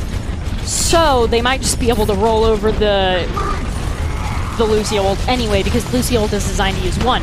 So Narvels actually also has to get a kill on at least one of them with ult. His ult's going to go off. It will be stopped by the 5-6-man EMP actually from Stasis, and that's going to slip it right back on Boise State. Mr. Rickle's going to pick up one. Frost trying to do what he can. Unfortunately for Boise State, a huge EMP from the side of Stasis was what shut down every play they wanted to make, and now they're going to probably have one last chance. Yes, now we are in relatively staggered fight territory. Now we're in bleed out the clock territory. Start switching for that. Because where the card's at right now and where their team's at, we don't really have the ability to put together a solid hold unless we just miracle team wipe them here. Get a nice sound barrier from Terminator, but a 4-man EMP from Frost is going to be able to cancel it out. He is going to get hacked. Coalescence and Beanie Bum sound barrier are also going to be used, but Boise State has to know they cannot lose another fight, so they're content dropping every ultimate. There we go. The Blue Devil's going to be pushed back, but still a minute 50 left on the clock. There it is. There's the miracle team kill that enables us to hold this corner again, because this corner is, like I said, going to be the key to them not full capping. The corner is a good defensive place to hold. However, both teams are sitting on a Diva bomb, but Boise State does have the advantage because our beat is closer than their EMP. And Stasis actually gets caught out as well, trying to backdoor on the cart. So Boise State is going to have a huge advantage. They're going to want to push it. Sockby dropping extremely low, holding onto the Coalescence. And now Mr. Rickles is going to be forced to use the Wraith Form to get away. So Boise State going to do a great job. They're going to find out Stasis once again, and he is going to go down. So Boise State once again gets the fight up 5v6 and doesn't have to worry about the invisible member getting onto the cart and potentially pushing it in while they're distracted. Yes, and now we have EMP closer than Lucio old, it looks like. So we're in a little bit of risky territory here. Start things off. Coalescence on both sides. That's going to land. There's a 3-man Chatter plus the 3-man Death Blossom. Cheddar gets one, but it's not going to matter. Boise State gets the team kill, and now the Blue Devils have one last chance. Yes, that is the save right there. The Icy Shatter comboed with the Death Blossom was the save right there, because who needs a defensible when they're all dead? Not Boise State. Yeah, Blue Devils now are out of ultimates. We do have the EMP bomb online. Kijibble is going to send the bomb in first, plus a 4-man EMP. Oh my goodness! Means a 3-man bomb, and Boise State is going to find a way to potentially get the whole 20 seconds left. Cheddar been forced out of the mech. Boise State going to try and stagger the respawns here, and maybe the Blue Devils can find one last fight, and now the Broncos out of ultimates have to be wary of an EMP. Yes, but also, considering that they don't have that much time, we really shouldn't be giving them space. We should just be walking into them, even if they have... EMP sound barrier comes out from Turbinator. Boise State now has to be very careful as they've been completely wiped. Now they aren't going to be close enough, and the payload has gone backwards enough that Boise State should be able to get a full respawn in here. Just the Primal Rage online for Dr. Eggman. Great job by Frost trying to hold down and stop the payload. Now Boise State's gotten the full respawn in. Are they going to get body blocked? We Looks like they got to be careful. There we go. Boise State just get barely on the point. Beanie Bump going to drop a 4-man sound barrier to try and sustain Boise State. Rivalry just coming out from Dr. Eggman. Icy going to get booped off the edge, unfortunately, and now they're going to lose Pleb as well. But Boise State is just trying to stagger as long as possible. They just need a pick or two. Unfortunately, all of the picks are going onto the side of Stout. Right now, Boise State just has one last member left. It's Frost. He tries to get onto the point, but it's not enough. So with 0 seconds left on the clock, the Blue Devils going to go all the way home. Yes, so they got it to third point, which is great for them. I mean, this is Kings Row. Most teams know this map really, really well, and they know what strategies do and don't work for them because they spend a lot of time playing this map. Boise State, if Boise State had pushed up more and wiped, like outside of their spawn, like legitimately outside of their spawn, they would have been able to have respawned with 6 people on cart instead of the 4 people that they had at any point on the cart at the end. But it is kind of scary, and you don't really think to like push into a team actively that you know they have EMP and you don't have anything to do about it. You kind of like... Ready for battle. So that is kind of a hard call to make, and it is really anybody's pick whether or not it actually would have gotten value, but I believe it would have. Well, Boise State now knows what they have to do. They've got to go all the way, and then they have some more time on the clock. We'll go to overtime, but I'm a little disappointed, I will say, that Boise State not trying to come out with the anything you can do, I could do better, because we saw a great Statue of Liberty come out from Stout. Boise State going to go a bit more vanilla, if you will. Looks like everything's going to be the same. See if Narbles can get a pick, and then I'm sure he'll go over to the Reaper if he can't find any heads to click on. Yes, but this goes back to a trick only works once. That is true. A trick only works once. That is very true. You have to assume Stout was potentially ready for it if Boise State pulled it out. Looks like Narbles just going to swap over to the Reaper, doesn't even want to try. So now pressure is going to be on in the full mirror, -1. Ice is going to be on the Rhine versus Dr. Eggman on the Monkey there. Boise State, right now you can see Frost really in the front line, probably on place that Sombra wants to be, so he's going to have to go back and reset. Boise State now, meanwhile, meeting the Blue Devils right underneath the statue. Teams trading, but right now neither team's health bar at a critical level. Stasis is the lowest member, but he's of course invisible. He is going to get hacked. Is there going to be a punish from Frost in the 1v1? There it is. Yes, it is. Can Boise State continue on? You see Narbles trying to sneak around in on the back line. Respawns are far away for the Blue Devil, or for the Blue Devils, so Boise State's going to take that to their advantage. Mr. Rickles and Dr. Eggman going to go down. Sockby going to try and use the coalescence. Plug going to answer with his own, and Boise State going to get a clean kill. They'll just lose Q-Jibble, but that should be more than enough to unlock the payload here. Yes, absolutely amazing. And that kill on the Sombra is what enabled us, is what is continuing to enable us to play Reinhardt. Because Icy is very comfortable on Reinhardt and is a very dominant force on Reinhardt, but all the Reinhardt skill in the world can't help you from an uncontested Sombra coupled with a Reaper. But we're doing a really good job of contesting the Sombra, which is going to be the key to Icy's Reinhardt plays. Right, break out. There's the 2-man shatter onto Cheddar and Dr. Eggman. Icy going to use that one to go right onto the Monkey and take him out of the fight. Turbinator going to go down as well. Good job by Frosted on the back line, but they're preventing a lot of ultimates coming out from the Blue Devils. Boise State has none of their own. After that shatter, we do see Icy trying to hunt down Mr. Rickles. He's going to heal as much as he can, but he's still going to pay for it. Boise State was a great job there with only one ult winning that fight. Now they've got to go back and start pushing the payload. Yes. And we are at a significant ultimate disadvantage going into this next fight. All we have is B, which is a powerful ultimate, but going up against 4, it's not going to save you. Is an EMP online for Frost, though, as well, so they might be able to say no ultimates on the side of the Blue Devils if he can land a big one. Terminator's done a really good job, by the way, of dodging a lot of those EMPs and then immediately being able to drop the sound barrier, keep his team alive. Boise State right now, both teams sort of content, waiting for the payload to reach Stasis, getting a little bit dangerous. He's trying to build up his own EMP, and now the team's going to meet. Icy's got to be careful. He's taking pressure from all sorts of sides. Stasis trying to find a hack. There it is. There's the EMP. Going to land onto 4 members, including Turbinator. Unfortunately for Boise State, Death Blossom's immediately going to shut down any sort of advance they have. Now the sound barrier is going to come out, and Boise State has simply a mech to show for that, and now they're going to be forced to retreat. Yes, and I mean, we knew we were going into an ultimate disadvantage with that fight, and we're going into an ultimate disadvantage next fight as well. The EMP didn't hit the dangerous ultimates, and that's what ultimately cost us.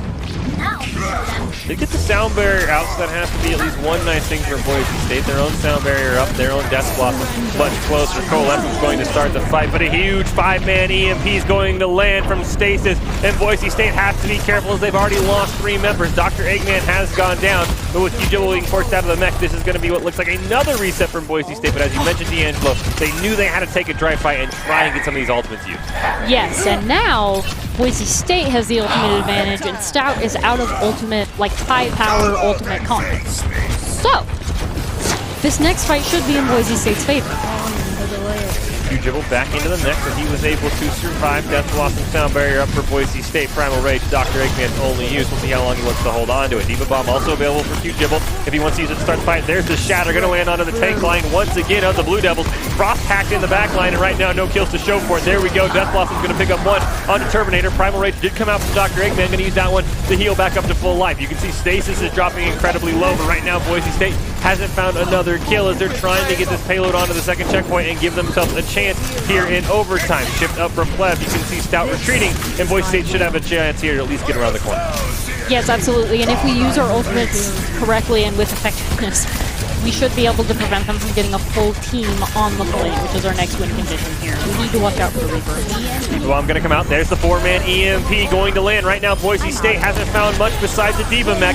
Now they're going to do a great hack onto Sockme to stop his Coalescence. Unfortunately, Sound Barrier still got out from Terminator. Beanie Bum going to be forced to use his own as well. Boise State hasn't found an elimination yet. Finally going to get one onto Dr. Eggman. Mr. Rickles going to fall. Stasis going to be the next target, and Terminator will go down as well. Cheddar gets the mech back, but it's probably not going to matter. And that huge EMP, but as you talked about at the end, the individual hack onto Sockme shut down the Coalescence, and that's what won that fight. Yes, absolutely. It also denied the Reaper from ulting, so now we need to win this next fight so that they can't hold corner, and the only thing we need to be wary of is Reaper ult, which we can counter with either Shatter or our own Reaper ultimate.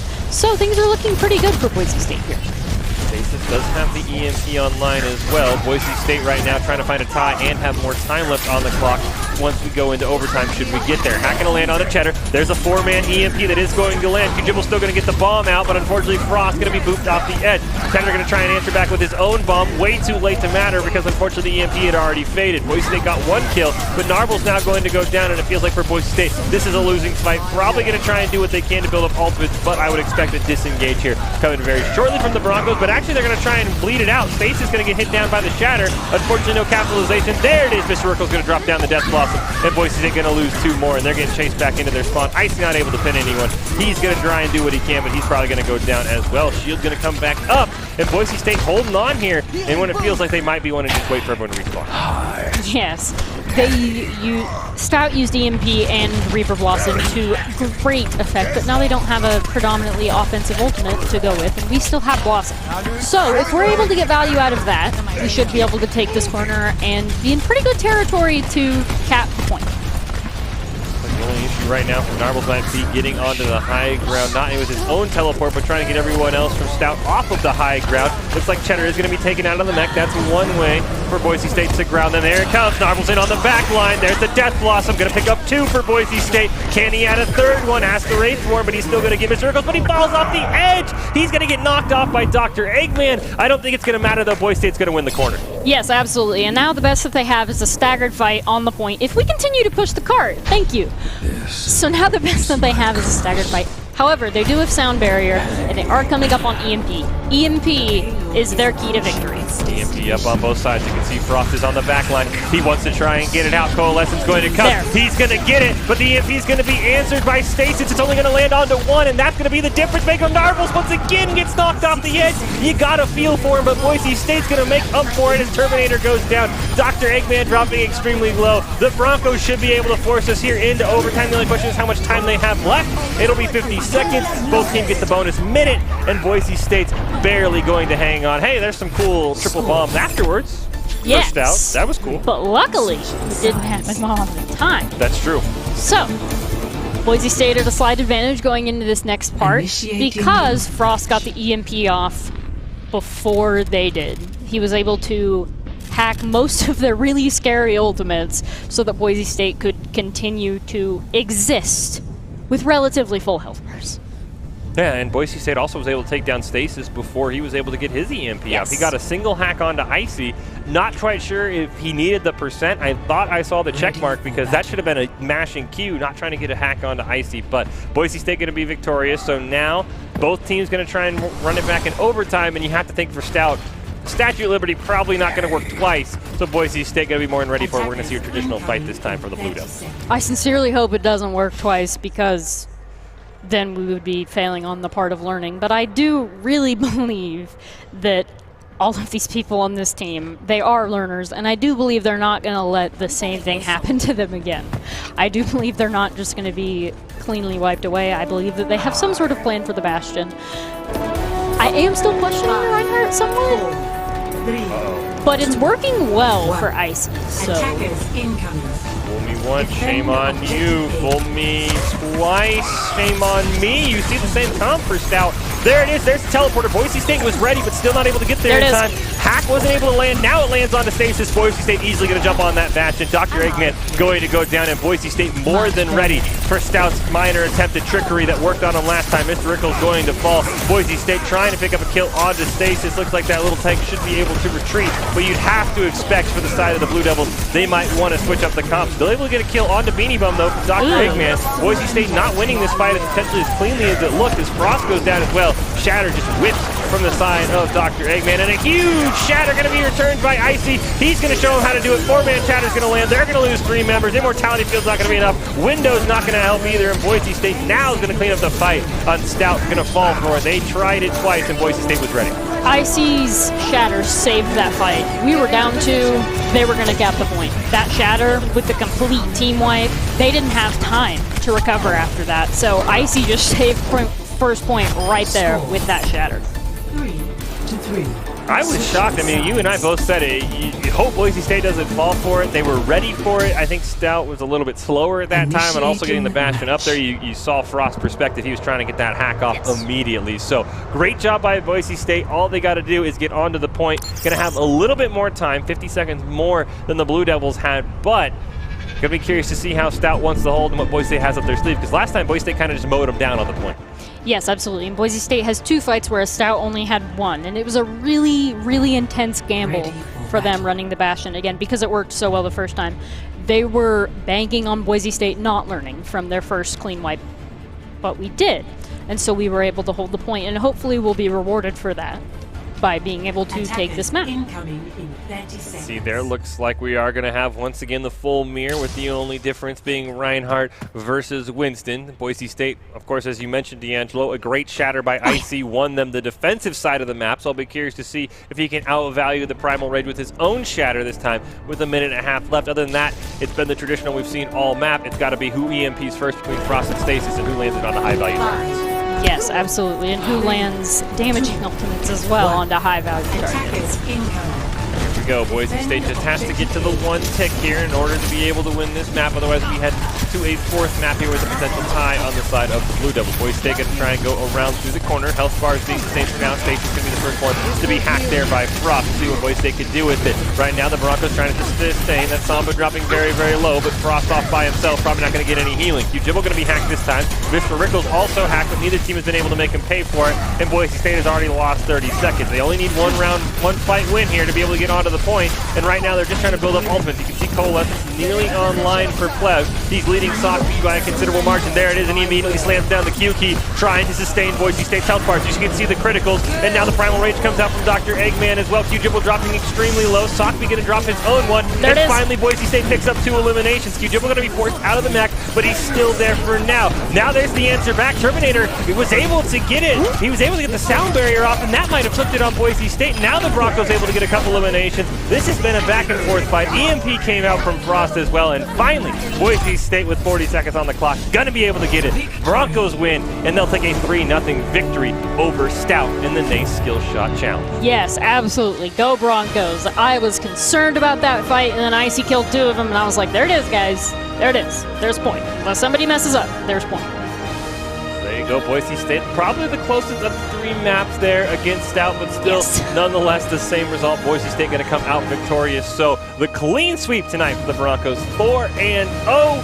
2-0 in Rocket League, 2-0 in Overwatch, and you love to see how it went down. And that was, honestly, D'Angelo, I think, I don't want to say I issued a challenge to the team, but that was the one thing in the back of my mind I left after HUE Fest was how do they handle the Sombra? How can they play the Sombra? And at least this squad, because Boise does have 2 talented squad, this squad pulled it out, and I thought Frost played it magnificently.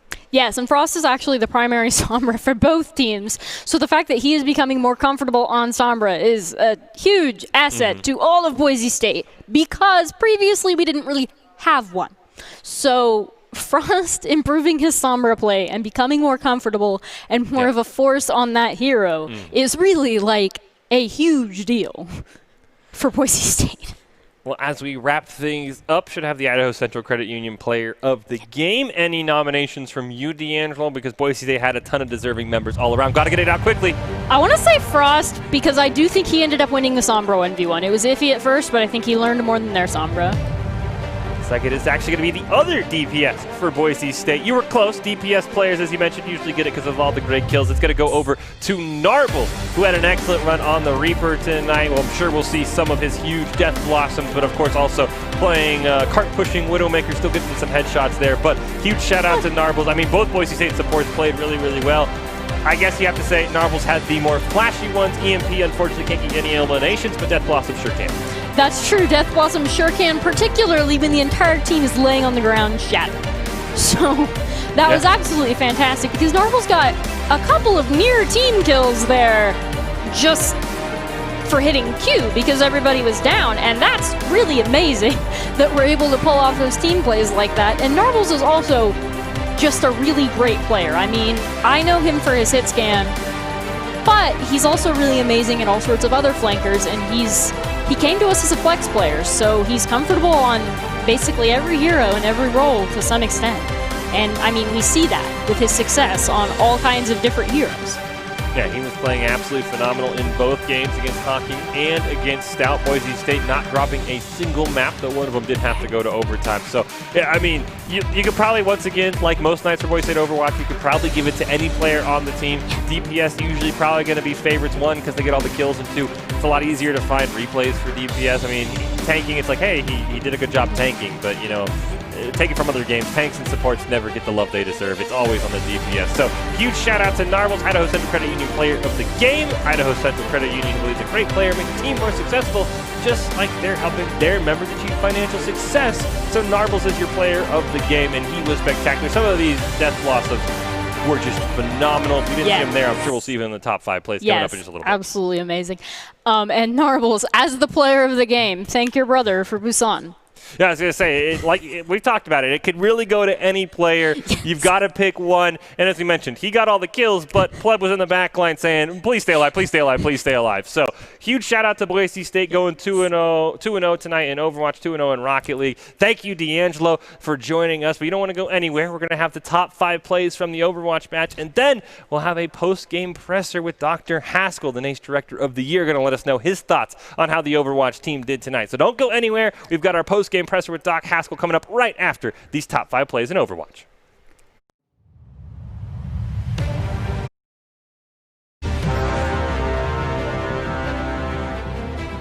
Your team is there, but I see you are a brave man for running Reinhardt into this car. Yeah, we've seen how Boise State Sombra has punished Reinhardt. We'll be curious to see if Stasis can get something off. We're going to see the shatter. There it is. That's why you run Reinhardt. 5-man shatter. Death Blossom followed up. Didn't have the oomph you expected. Still the same result, though. State's going to get the first little elimination. Frost going to get one on to Dr. Eggman. You see Mr. Brickley also dropping extremely low. We're going to have the neck back, so no punish there. Stasis now going to go down on that Torbjorn, and Boise State starting to push the advantage. The turret from the grave, though, is going to pick up 1, so the team's not as clean of a fight as you expected for Boise State, but it looks like it should be a fight win regardless. Oh, we know. Better than Luciold, it looks like. So, they also... So we're in a little bit of risky territory here. Start things off, Coalescence on both sides. That's going to land. There's a 3-man shatter plus the 3-man Death Blossom. Cheddar gets 1, but it's not going to matter. Boise State gets the team kill, and now the Blue Devils have 1 last chance. So that Ryan's got to be that. a swap onto the Hanzo there from Snorty. We also have Frost in on the back line. No EMP to speak of, though, yet. Subject under the control left if he wants to drop it. Narbles is going in. You know that's Death Blossom time. There it is. He's going to hit it. Unfortunately, a ton of hit markers. Finally, his first kill. T-Bone able to get picked up there. Another elimination there. Frosty. Wassomers, they have EMP bomb. So we need to make sure we play a small amount of cover because shields aren't going to help you against an EMP. Bad news for Narbles. Trying to see him there, but there it is. There's the 5-man EMP, answered by the 3-man EMP.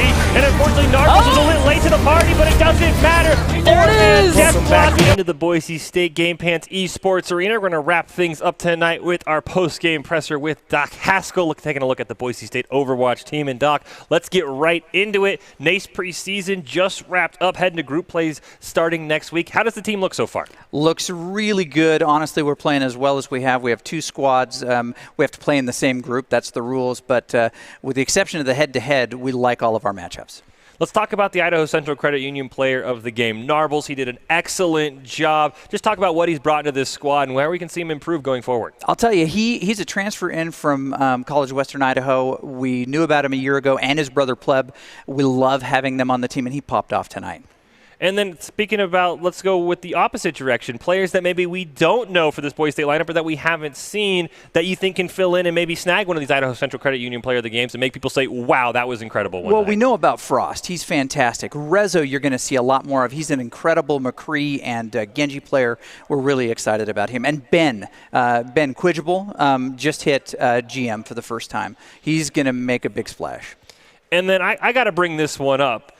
How do you feel for the Statue of Liberty play being brought against you guys by Stout? Were you ready for that? Were you a little bit offended? How do you feel about that working so well against you guys? I love it. Stout's in our group, and so we're going to get to play them quite a bit. Honestly, it shows that they care about this game and that they were ready to play. Well, a big congratulations to you, Doc. 4-0 tonight for your teams. 2-0 in Rocket League, 2-0 in Overwatch. As you mentioned, Nate's going to get going in group plays. A lot to look forward for this Boise State team. Thanks for joining us here to wrap things up. Thanks a lot, Fish. There we go. That's all we have for the night. Quick shout-out from Doc for filling in. Great big shout-out to production, to chat as well, making everything more than memorable. You saw the schedule. If you are interested in hoops, you want to tune in tomorrow. Hoop Fest going to be brought to you from the Spokane Hoop Fest and NBA 2K tournament with your own Chizu on the broadcast. So make sure you tune in for that. But that's all we have for tonight. Thank you so much. Everybody have a great weekend and a great Friday night.